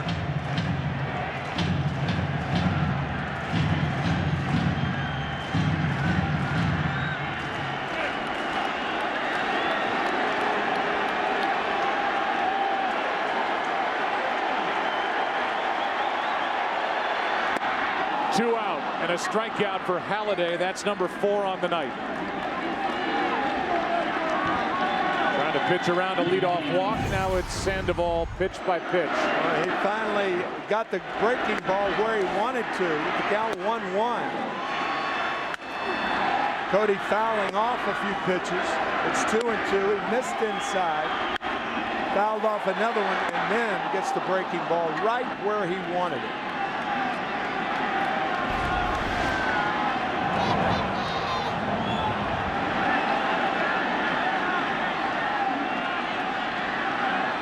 Pitch number 101 on the night is yanked foul.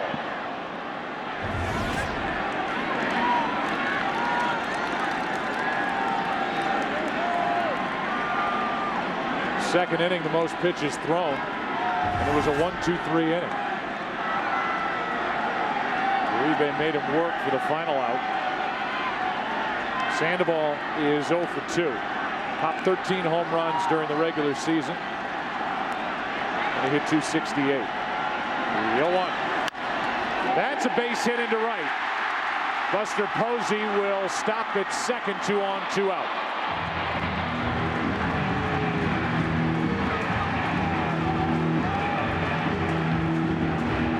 And now Uribe will be the hitter. Ryan Howard holding the runner on. You really have to in that situation. And the Panda finds a hole. So now you've got 2 on, 2 out. Uribe, the number 8 hitter. Lincecum will be on deck. Action starts because of that for the Giants in their bullpen. And Halladay will be in a battle with a guy who won the game last night on a sac fly to left as Ramirez gets loose.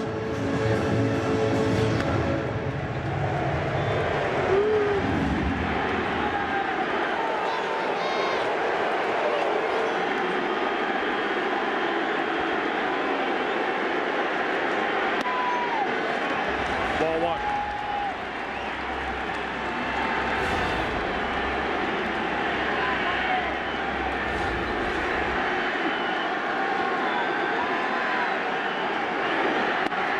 Ball 2.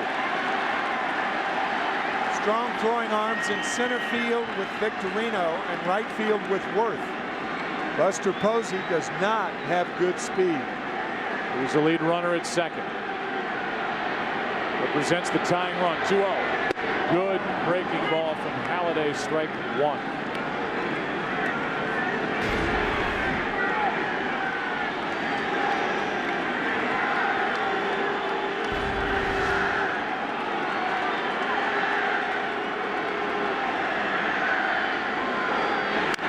Strike 2.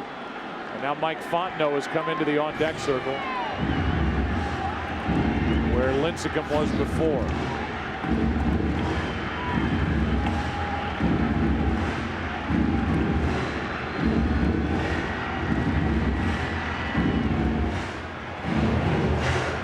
I think the reason is that you're sending a position player up and he can tell Buster Posey what to do if he has a chance to score.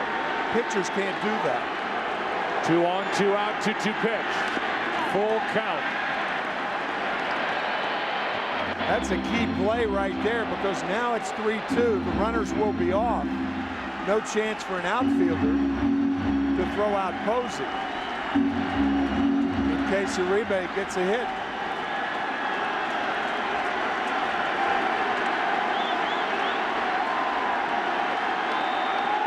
Runners go. And the inning is over. Halladay ends the 6th inning with strikeout number 5. And the Giants leave 2, have stranded 6. We've played 6 in Game 5, 3-2 Philadelphia. Back after this from your local Fox station. Fans, Game 3 of the World Series is on Saturday, October 30th. Starts at 6:30 Eastern, 3:30 Pacific here on Fox. Make sure to log on to MLB.com/Halloween and submit a picture to be considered for a special World Series of Costumes promotion. Winning pictures will be shown during the telecast of the game. Don't miss out on this once-in-a-lifetime chance. Here's Rollins, and he grounds one to the right side. Sanchez can't make the play, and that's how the 7th inning begins. Jimmy Rollins on base for the first time here tonight. 3-2 Philadelphia. And it's a base hit for Rollins. That's his 5th hit of this NLCS.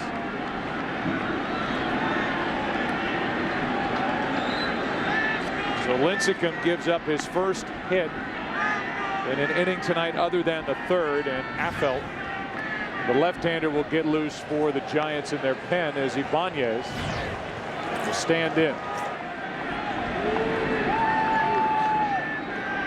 Bruce Bochy telling us before the game, manager of the Giants, that Buster Posey's been frustrated with his throwing in this series. He's a better thrower than he has shown with the Phillies running. This is a spot to run for Rollins if his legs are feeling good enough. Bothered by a hamstring injury, slowed him down. Yeah, not at 100%. Strike one on Ibanez. Not even a thought of bunting, and you don't do that with the bottom of the lineup coming up as you look at Jeremy Affeldt and the right-hander Ramon Ramirez.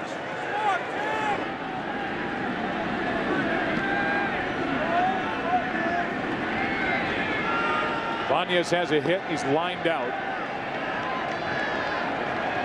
Rollins stays put, and Ibanez goes after a change in the dirt. Strike two.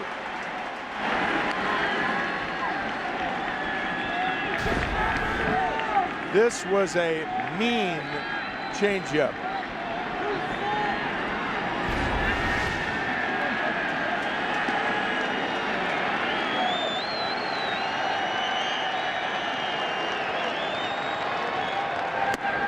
Ibanez was frozen at the mercy of where that pitch was going to be, and it was down and away, ball one.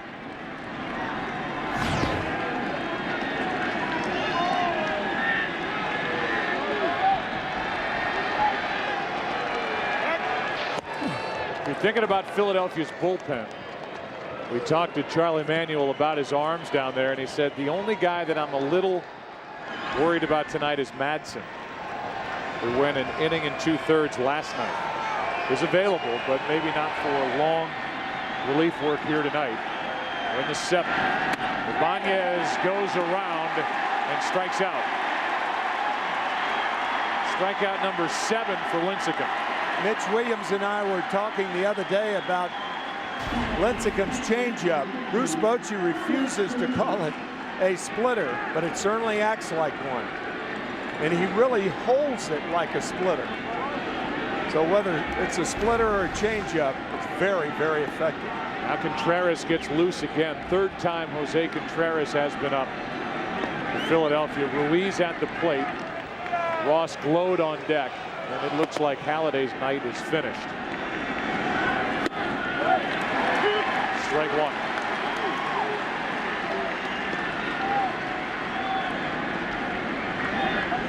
Ruiz has been hit by a pitch, scored a run, grounded out.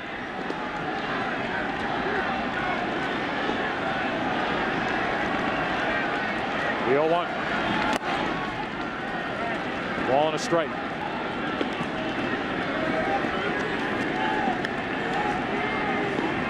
Roy Halladay, who suffered his first loss as a Philly on April 26th here in San Francisco, and then lost Game 1 of the NLCS. He's gone 6 innings here tonight. Phillies lead by 1.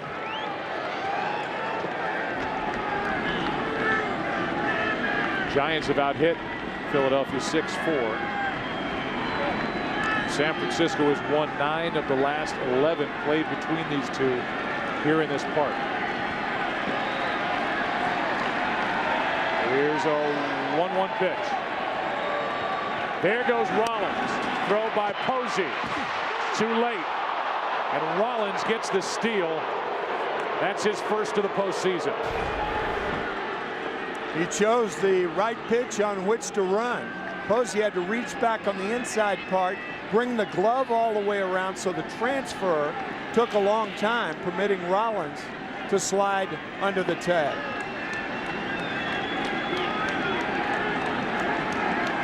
Rollins told Charlie Manuel, if I'm going to test that hamstring, it's going to be in a spot where we really need to use my legs, and down 3 games to 1. We picked right now. First steal of the postseason. He's at second with 1 out and a 2-2 count on Ruiz.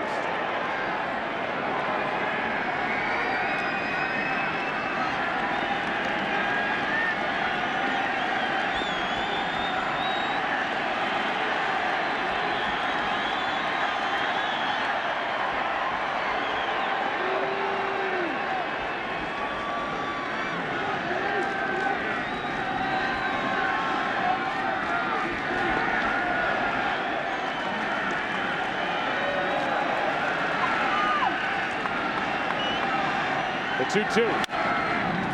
Coming into tonight's game, opponents for Tim Lincecum this postseason, we're hitting 0-53 with runners on, 1 for 19 with somebody on base, and 0 for 9 with runners in scoring position. We have a hit from Polanco in that 3-run third for an RBI. Here comes a 2-2. Instead, Lincecum gives a look back at Rollins.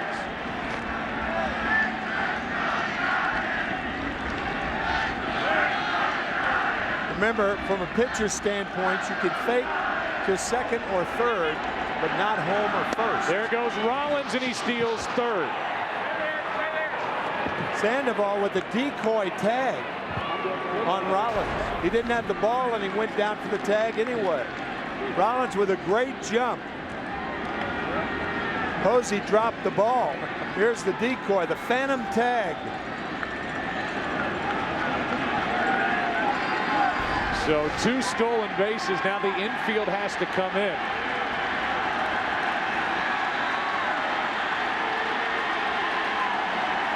(3-2) to Ruiz.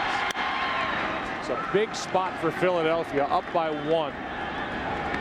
In the top of the 7th, down 3 games to 1. That's a big opportunity for Ruiz, and an important run sitting over at third.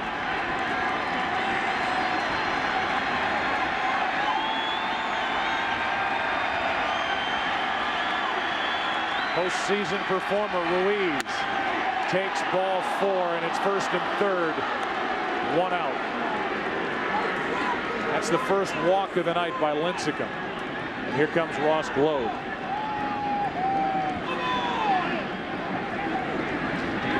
Bruce Bochy is pondering making a move here for the left-hander Jeremy Affeldt. It's a tough situation. Those guys are ready down there. Yep. Globe is announced. Globe was the one who hit the ball to start the top of the 9th inning when he was robbed on the play by Uribe. Ken Rosenthal, you were down there, and Globe was none too happy after being called out. No, Joe. He went down to the tunnel, threw a garbage can, broke his helmet.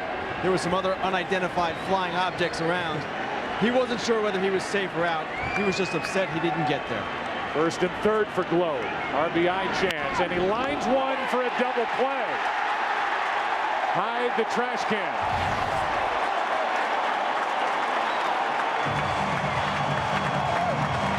Line drive to Aubrey Huff. Hard hit, but that double play ends the threat.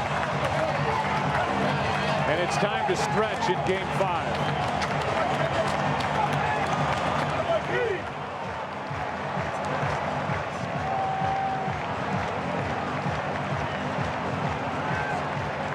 Here's our game summary with Philadelphia leading 3-2. San Francisco leading the series 3-1. Phillies came up with 3 in the third. Ross with an RBI double for San Francisco. The Giants looking to get to their first World Series since '02. Tonight's game on Fox is sponsored by Domino's. Oh, yes, we did. And by BlackBerry.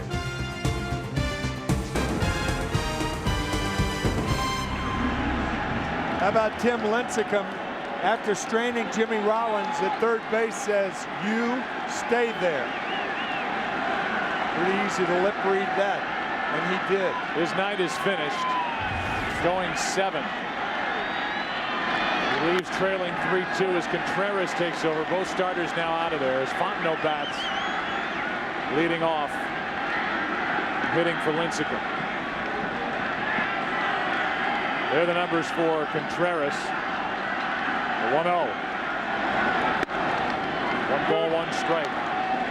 Jose is a workhorse who won a third of an inning last night as he came on in the 5th. Went 2 innings here on Tuesday in game 3. Fontenot 2 for 12 this postseason, trying to get something started with his team down 1. Good pitch.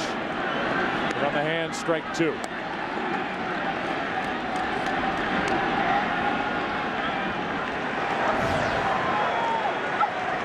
Lincecum went 7, allowed 3 runs, 2 earned. On just 4 hits, struck out 7, walked 1.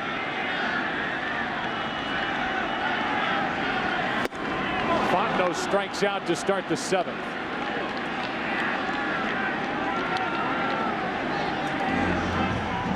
Now Madsen gets loose, along with the lefty J.C. Romero.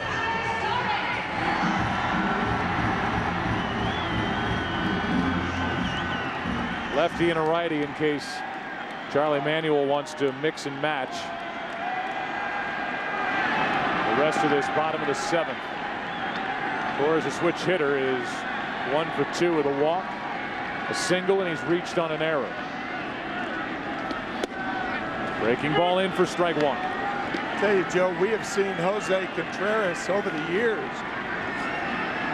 the last decade, as a matter of fact, and I have rarely seen him as compact in his delivery as he's appeared to be in the LCS.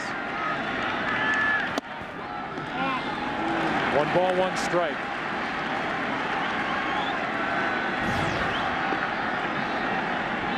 Part of a White Sox team that won it all in 2005, Contreras. Pitched in the postseason in '03 with the Yankees. Here's a 1-1. Strike 2. Very important for him to get ahead, because when he gets ahead, he can throw that split finger fastball, and that's his best pitch.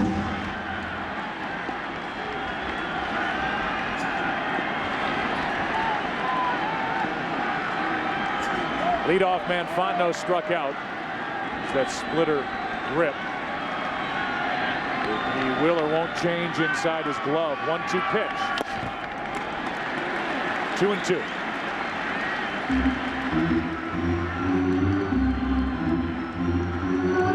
Torres 3 hits and 14 at bats in this series.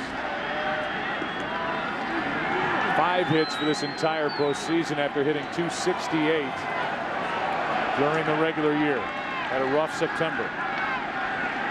Batting with 1 out in the 7th. Ruiz and Contreras can't get together on what to throw.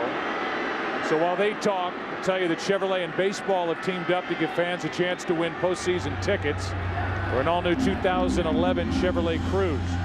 Register at worldseries.com/cruise for your shot at the big prize.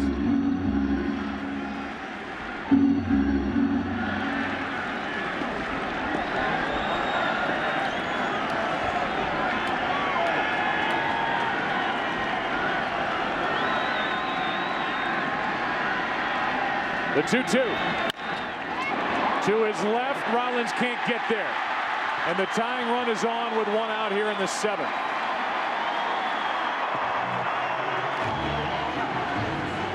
And the biggest base stealing threat of the Giants is on first.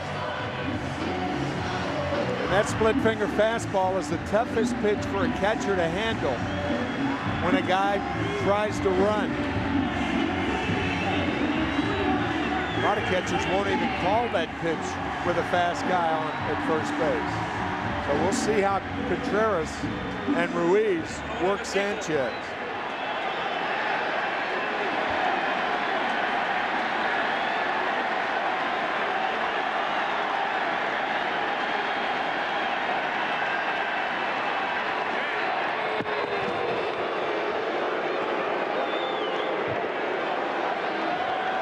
So Contreras deals with Sanchez, then the left-handed hitting Aubrey Huff. With Romero getting loose, the lefty in the bullpen for Philadelphia. Aubrey Huff is 1 for 8 with 2 strikeouts in his career against Romero.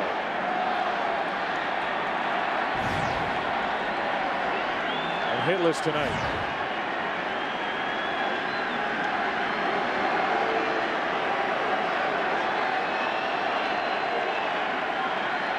Sanchez 2 hits against Halladay.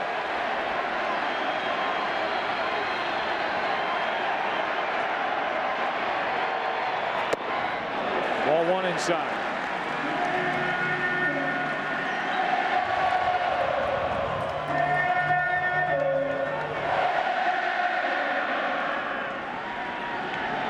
Bruce Bochy hit and run in the first inning in a similar situation.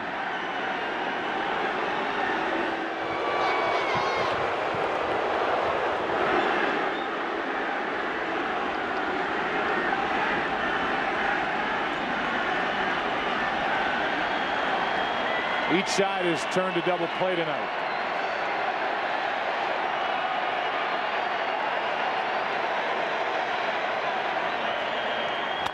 Line drive caught by Polanco. He has no play at first, 2 out.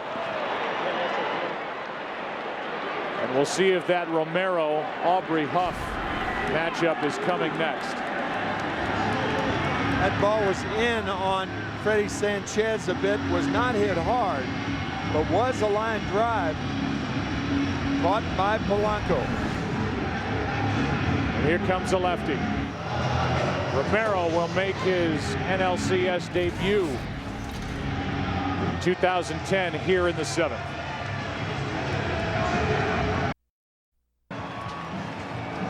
This week on Fox NFL Sunday, Donovan McNabb and the Redskins battle the Bears in Chicago, or the Eagles, Titans, 49ers, Panthers, Rams, Bucks.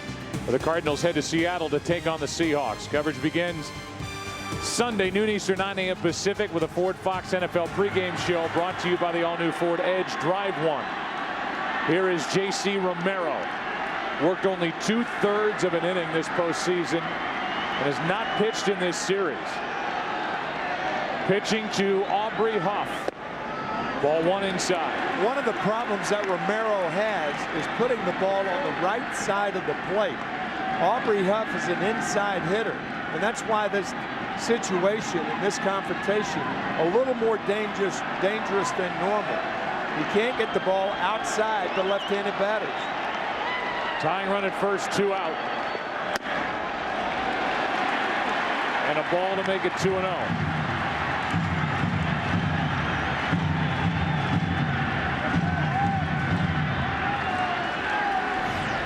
On deck is Posey, and the bullpen is Madsen. Here's that last pitch.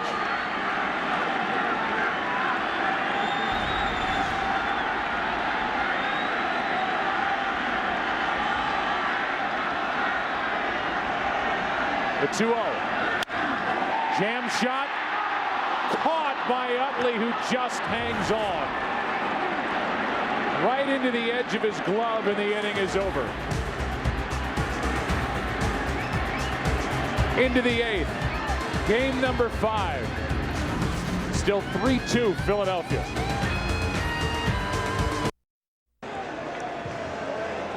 Tonight's aerial coverage brought to you by DirecTV. For the most sports period, call 1-800-DirecTV.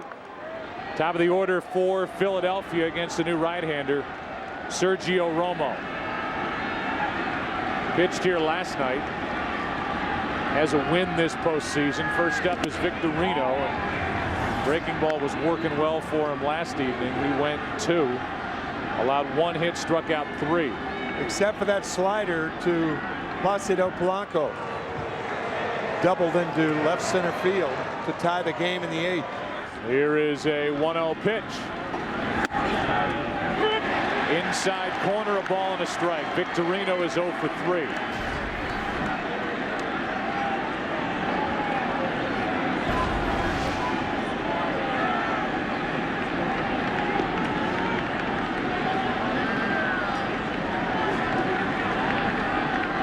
Here's a 1-1 off the very end of the bat. He'll have to get some chalk. Strike 2.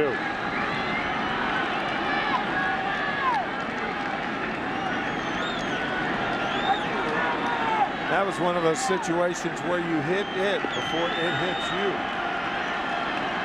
Victorino trying to start something here in the 8th. Part of that 3-run third, reaching on an error, scored a run. Also had an RBI. That's to the right side for Huff. Romo fell down and can't get up. 1 out in the inning. Let's take a look and see what happened. Oh, slipping on that, his left foot came out from under him. That looks like a tougher injury than it normally would be. It looks like his left foot just skidded right out from under him. We have had rain earlier, but it does not appear to be tough footing on the field.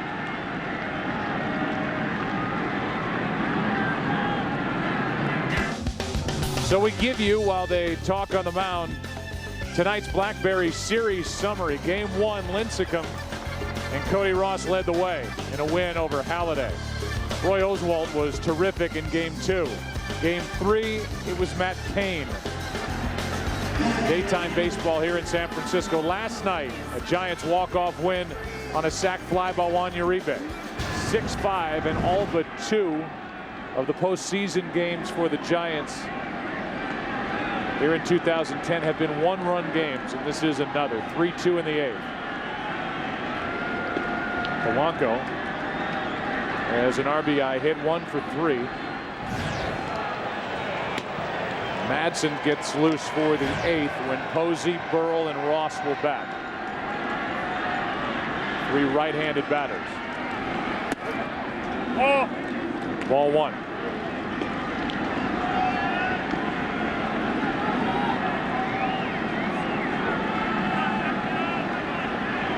This will probably be Romo's last batter, with Javier Lopez warm for Utley and Howard, the 2 left-handed batters for the Phillies.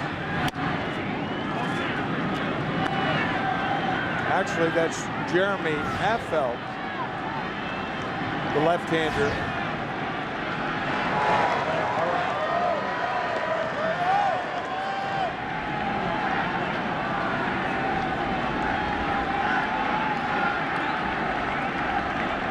Two and 0 the count.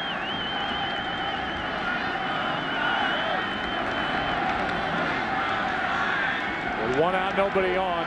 That's ball 3. You were right the first time. Affeldt had been up. I got you to change, but it is Lopez who is getting loose, that sidearm slinger. Yeah, I had to look twice because Lopez has come in every situation to face Utley and Howard. I thought it was kind of strange if he weren't up now. With 1 out, nobody on, that is a strike. 3-1. Remember, manager Charlie Manuel put the lefties back-to-back in his lineup again. That's Utley and Howard, the 3 and 4 hitters. He said, we have to score off Lincecum. I can't worry about Lopez in the bullpen. Now that comes back into play with the lefties stacked up. Here's a 3-1 with 1 out and a walk to Polanco. And a walk by Bruce Bochy, too. So Romo goes a third of an inning. He walks Polanco. Lopez coming in. Utley coming up.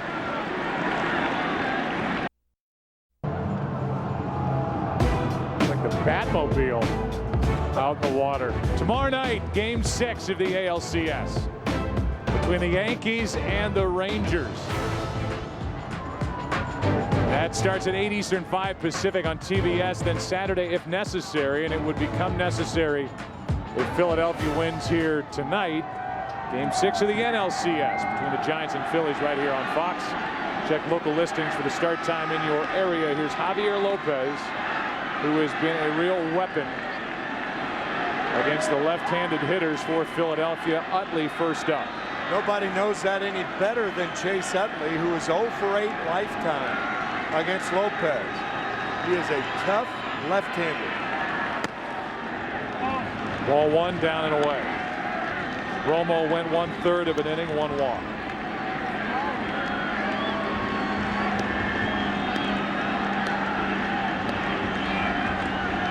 Ryan Howard's had a frustrating night. He's on deck. He'll be happy to see Javier Lopez. Utley's tied up. Good pitch. 1 ball, 1 strike.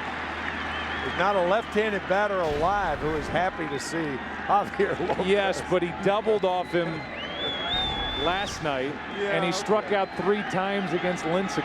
Oh, that's my point. Oh. 1 on, 1 out, 1 ball, 1 strike. Strike 2.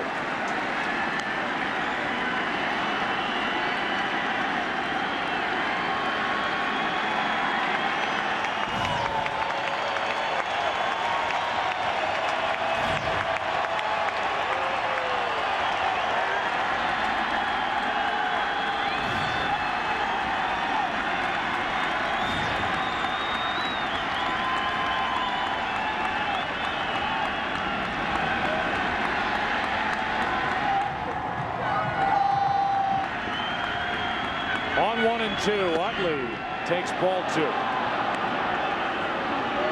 That's like Ramon Hernandez. He was a left-handed pitcher of obscure origin. I had nightmares about him 2 years after I retired.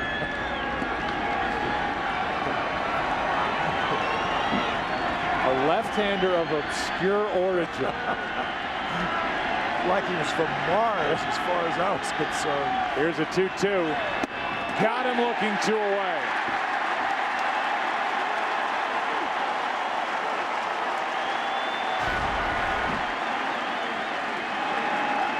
There it is. Got every left-handed hitter in the world bailing out when he does that. He is a tough assignment.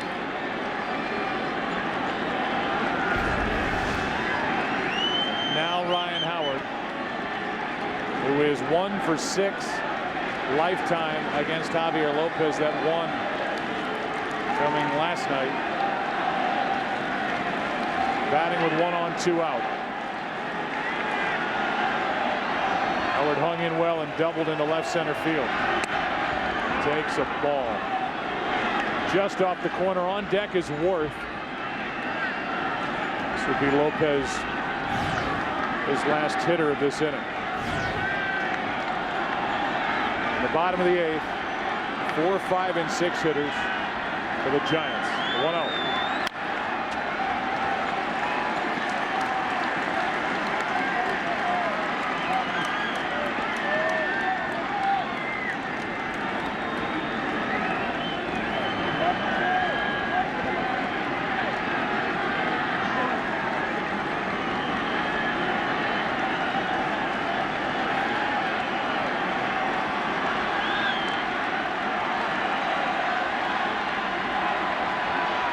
A 1-1. 2 balls and a strike. Howard trying to avoid his 4th strikeout of the night. He's done that once before in his postseason history.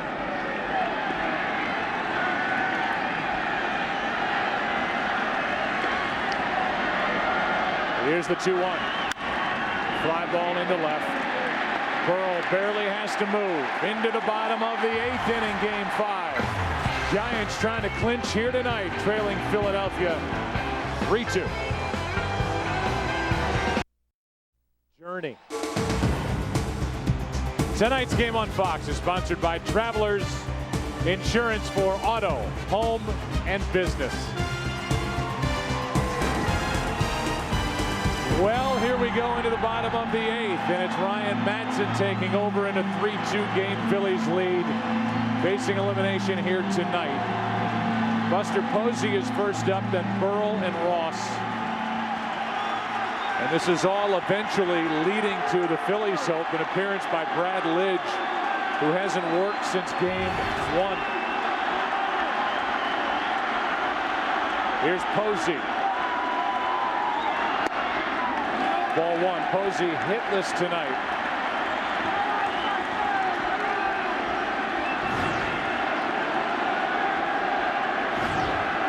Hit 18 home runs during the regular season.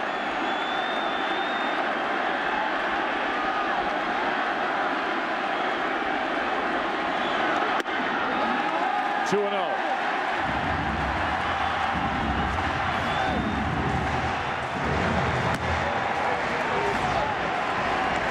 Ryan Wilson, the closer, gets loose for the Giants. In case it happens here in the 8th.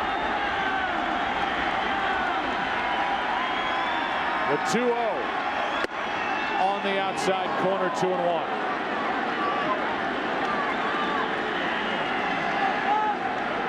A lot of work last night from Madsen, went an inning and 2/3. Struck out 2, allowed 1 hit.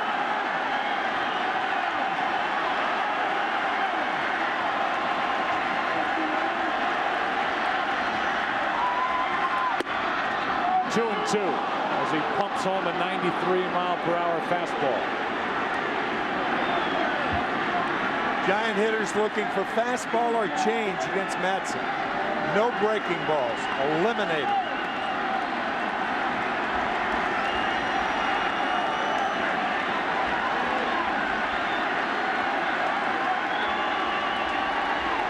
Change up.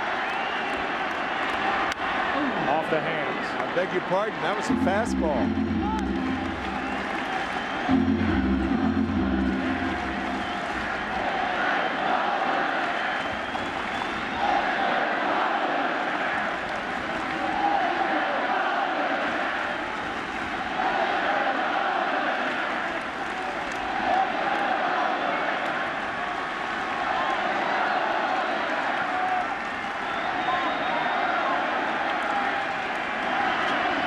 One away as strikeout starts the bottom of the 8th. Tough pitch for anybody to handle. The ball out of the strike zone. Above the letters to Posey. And Buster down on strikes. Hard to swing over that pitch. But he did. Now Burrell.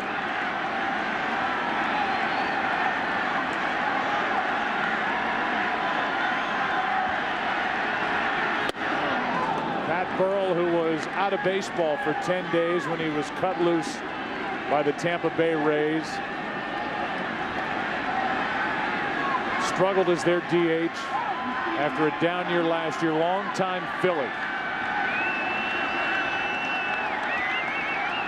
Came to the Giants, has added a lot in the clubhouse, in the lineup. That ball was hammered at 95 miles per hour, strike 2. Even after all that work last night, Madsen appears to be very strong tonight.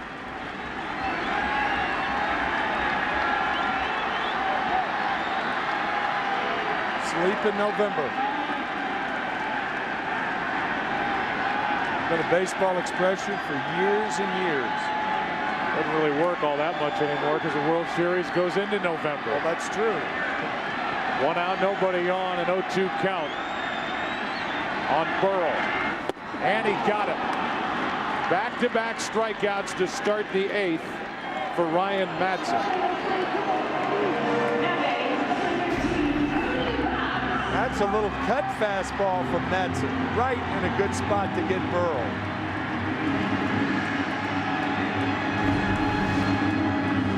And now the hitting star for the Giants, Cody Ross, who has an RBI double.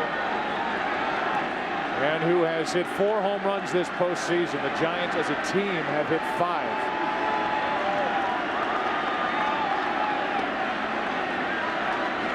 Burrell has the other. A 3-run shot in Game 2 of the division series.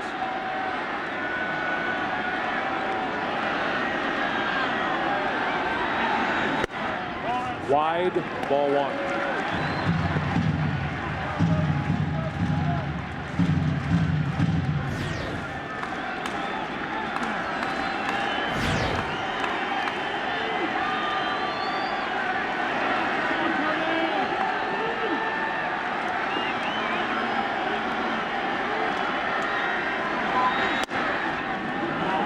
Ball 1 strike. A crazy top of the 3rd inning, still holding up for Philadelphia when they came up with 3 runs on 3 hits. Were helped by an error. And a sacrifice bunt that was foul ruled fair. Made it 3-1. Giants made it 3-2 in the bottom of the 4th. It's still 3-2. Strike 2, and Ryan Madson could strike out the side. Never has a foul ball meant so much in Philadelphia baseball history.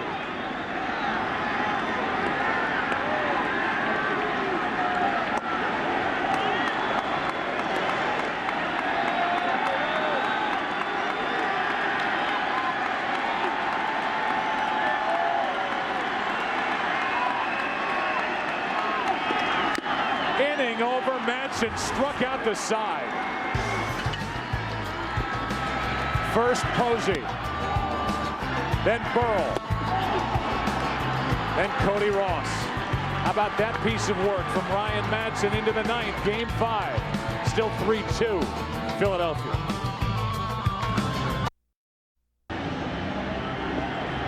The job for Ramon Ramirez is to keep it a 1-run game. As we go into the 9th inning, Game 5, he will work to Worth, Rollins, and Ibanez, with Affeldt up and getting loose again in the bullpen for the Giants.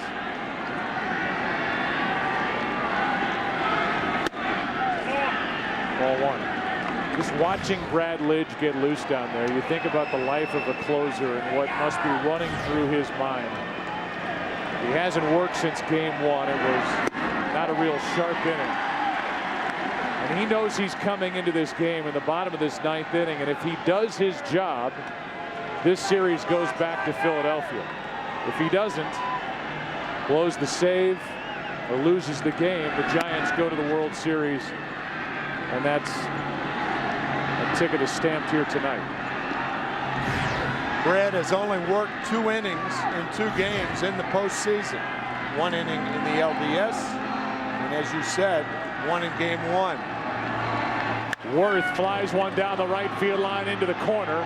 Ross looks up, and this ball's gone. A little breathing room for Philadelphia as Jason Worth goes deep into right. And it's 4-2 Philadelphia here in the 9th.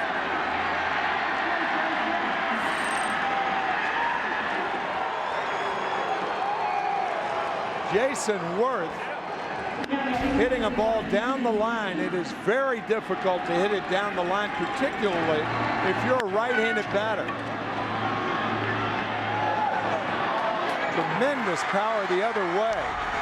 And you're right, Joe. Breathing room is an understatement. Now Jimmy Rollins pops it into shallow center. Torres is there for out number 1. So that's the first run for Philadelphia since that 3-run 3rd. This one carried down the line, stayed fair, and got out.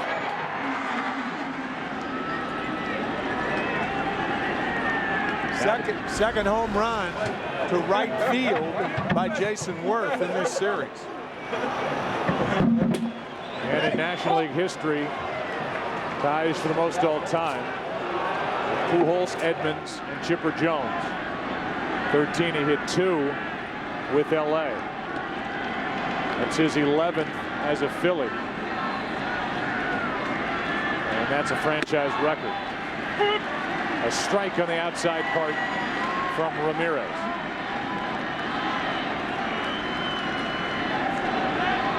The 0-1. Strike 2 on Ibanez. The 9th inning for the Giants. It'll be Sandoval, Juan Uribe, and then a pinch hitter.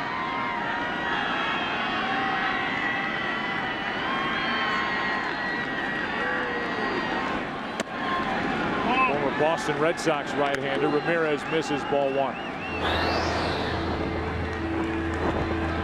The Phillies win here tonight. We will be in Philadelphia Saturday night for Game 6. That's foul.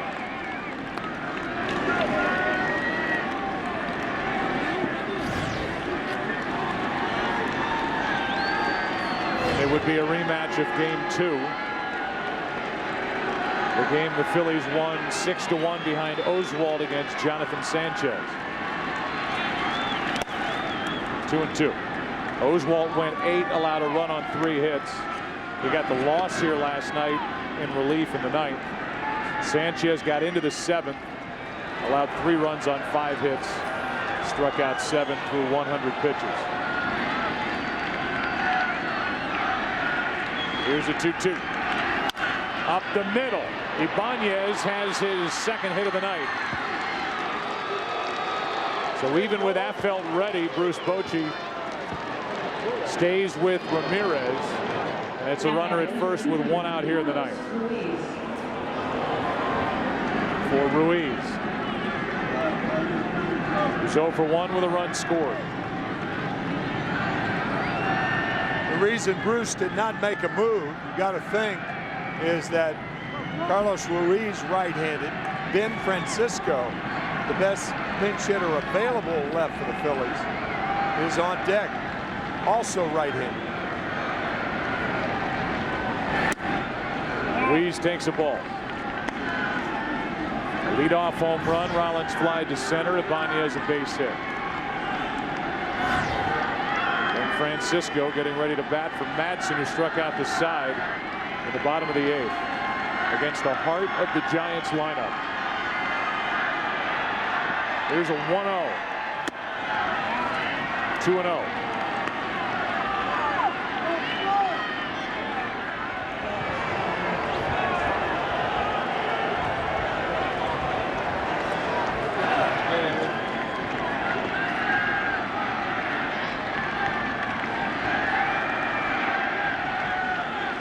Here's a 2-0. Phillies are down 3 games to 1. If they are to advance to the World Series, they'll need a 3-game winning streak. And during 2010, Charlie Manuel's team had 15 3-game winning streaks, the most in the majors. That goes back to good starting pitching, and that's exactly what Manuel has with Oswalt. And if it gets there, Hamels the next 2. Fly ball to center. There's Torres is there. That's out number 2.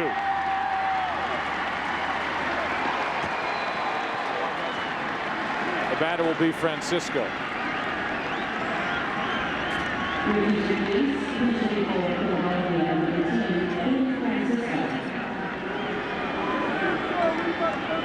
One of the big reasons Charlie Manuel is using Francisco in this situation, he's going to leave him in to play left field and put the pitcher in Raul Ibanez's spot.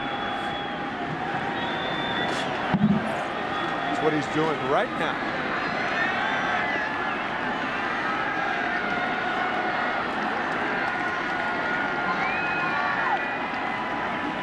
Runner at first.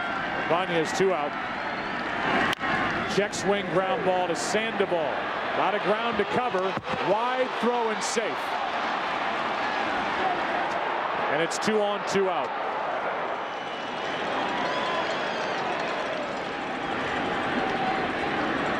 Now you've got the switch hitting Victorino coming up, and it's an error on Sandoval. An excuse me swing by Francisco and an errant throw by Sandoval. Now the Phillies with another runner on in scoring position, and here comes Bruce Bochy. He will call for Affeldt. He will pitch with 2 on and 2 out. Shane Victorino coming up. Phillies have a run here in the 9th. Lead by 2.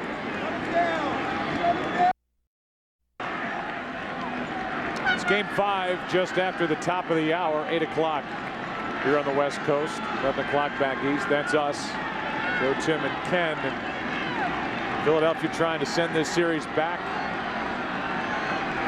to Pennsylvania. Jeremy Affeldt takes over, 2 on, 2 out. Victorino takes a strike.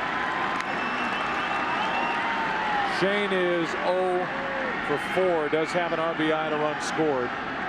Hit a ball off Aubrey Huff at first for an error back in the 3-run 3rd inning. Strike 2.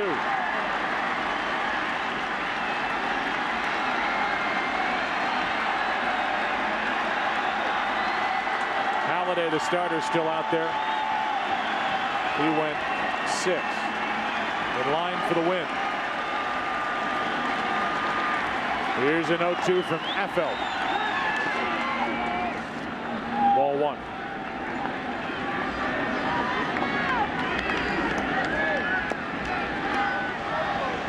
Brad Lidge, who in his postseason career is 11 for 11.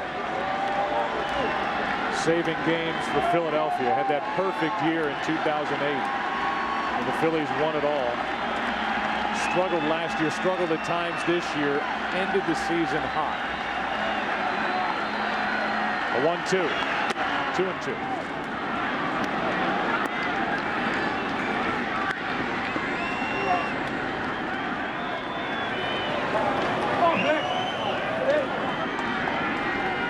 Worth with a leadoff home run.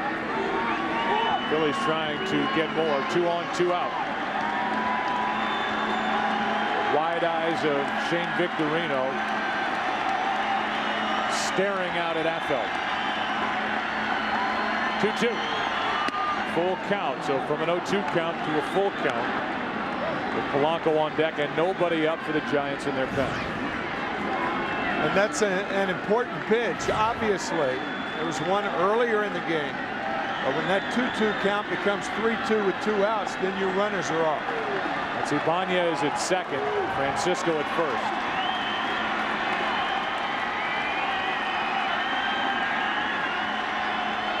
There they go, and a strikeout ends the inning. The Phillies get 1 thanks to a home run from Jason Worth. And here comes Brad Lidge to try and send this NLCS back to Philadelphia.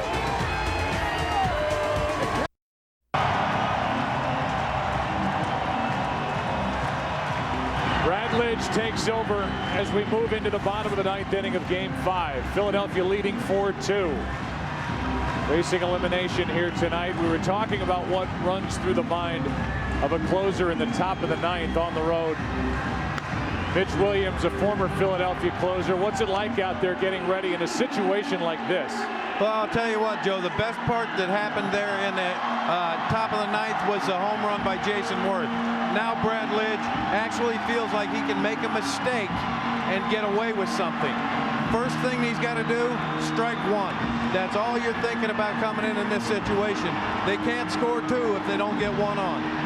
That's why if you're Bruce Bochy, you put the take sign on with Pablo Sandoval, one of the guys least likely to take on this Giant ball club because he's such a free swinger.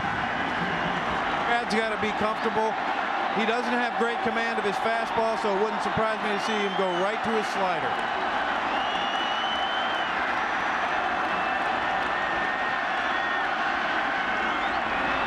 And he did, and he bounced it.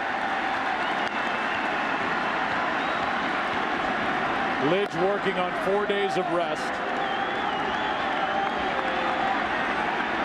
Only appearance in this series Saturday, Game 1.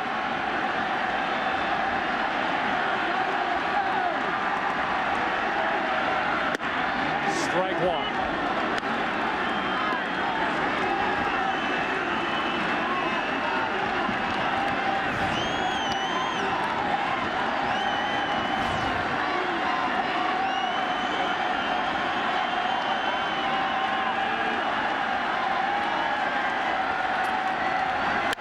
Sandoval pops it up. Shallow right for Jason Worth. 1 out. Our Travelers game-changing play. Easy pick, the bunt, 2 on, nobody out. Ball was foul, it was ruled fair. Ibanez with good base running got to the bag prior to Sandoval. Runners advanced, an error followed, 2 runs scored. Later a hit by Polanco, it was 3-1, 3-2, now 4-2 after the Worth home run. Here is Uribe. 0 for 3 tonight. There's a good slider from Lidge, strike 1. Well, the biggest reason it was good, it was a strike. Any strike to get ahead.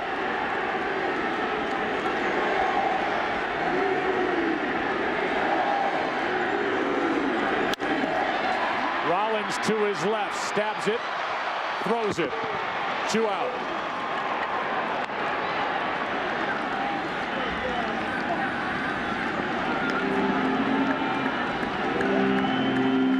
And now the pinch hitter walking to the plate, Ishikawa. Travis 1 for 4 this postseason.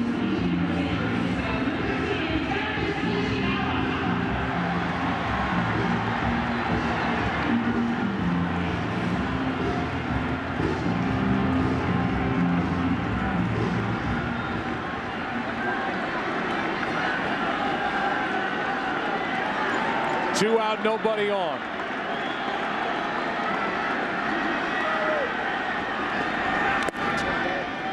Ball 1. Giants need 1 base runner to have a chance. Back to the top of the order. Andres Torres next. But it's up to Ishikawa.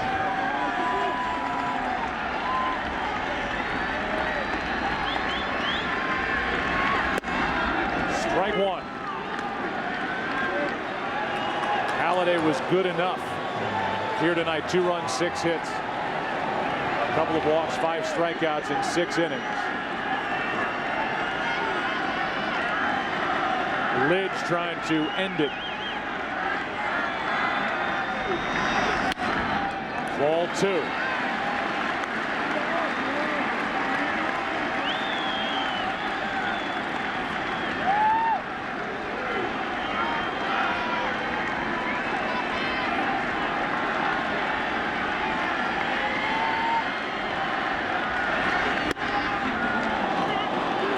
Two and 2.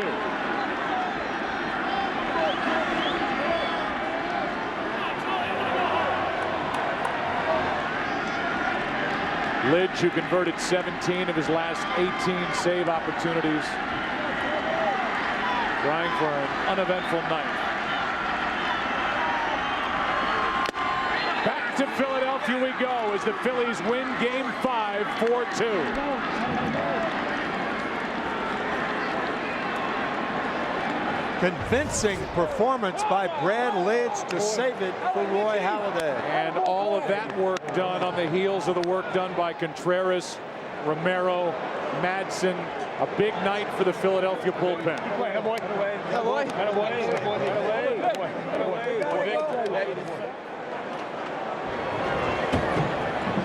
So these two clubs will take the overnight flight and head back east. And the Phillies, who popped a home run in this game, only their 4th of the postseason. Jason Worth in the top of this 9th inning. Now go back to their home park with Oswalt and Sanchez ready to hook up in Game 6.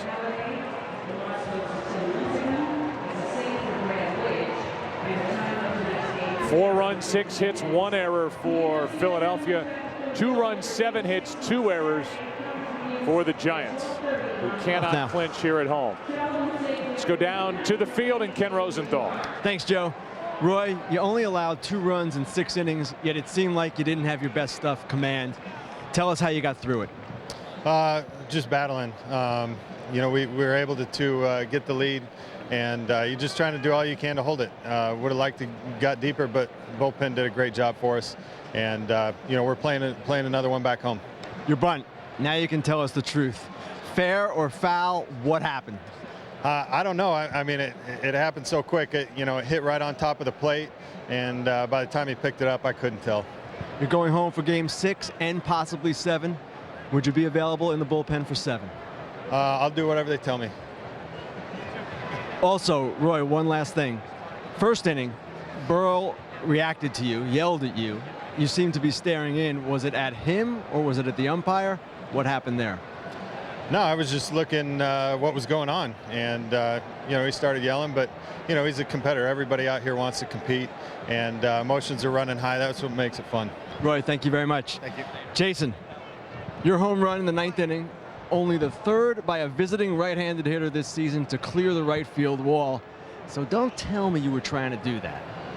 No, I put a good swing on it and got it up in the air. When I hit it, I didn't know if it was going to go. I mean, I've hit some balls over the course of my career when I played here that, they just kind of get pushed back over there when it hits the seawall. So I was running hard out of the box, and luckily enough, it went out.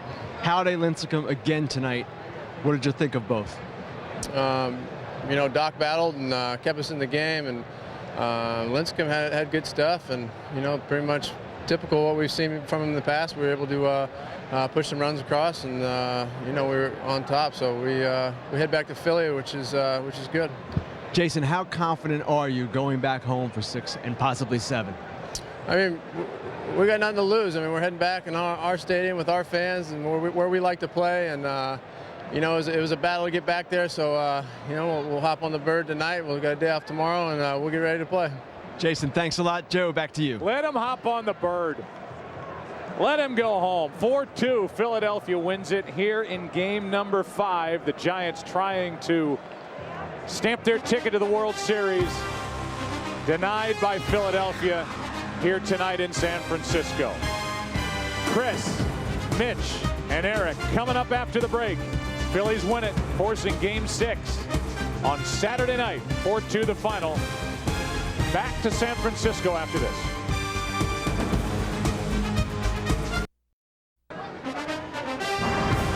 Welcome to the Chevrolet postgame show on Fox. So, what's a 9th inning homer worth to you? How about a trip back to Philadelphia? Jason Worth with some heroics. Phillies win it 4-2. They trail in the best-of-7 series now, 3-2. Chris Rose, Mitch Williams from the MLB Network, Eric Karros as well. And guys, on a night where Roy Halladay was not at his best, the bullpen did its job. There's no question.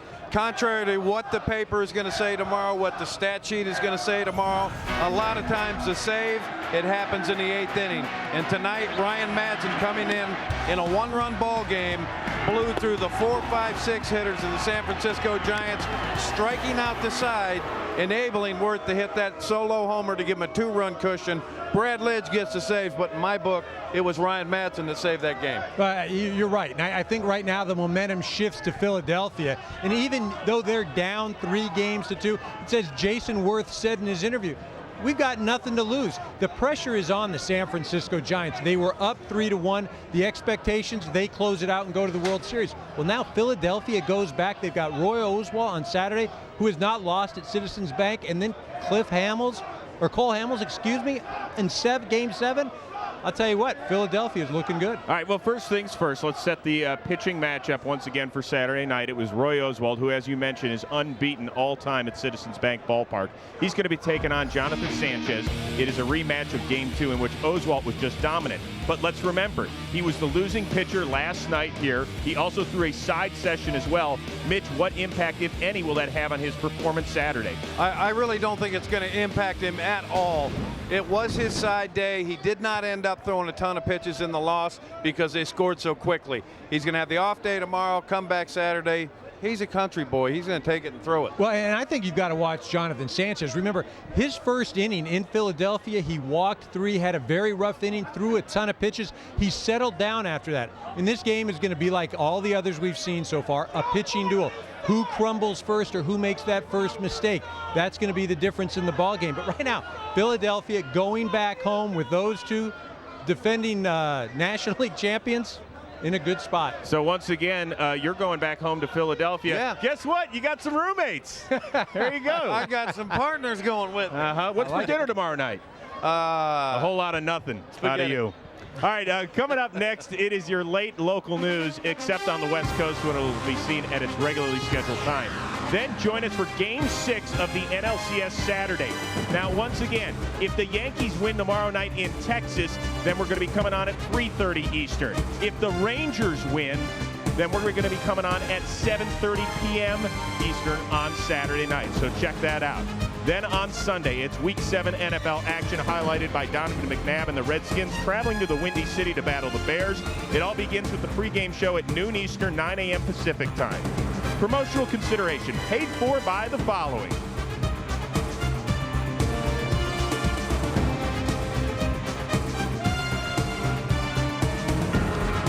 For more information on tonight's game and the latest in Major League Baseball news, log on to foxsports.com, powered by MSN, the world's favorite sports site. This is Chris Rose saying so long from San Francisco. Fox Sports is your home for the NLCS and the World Series.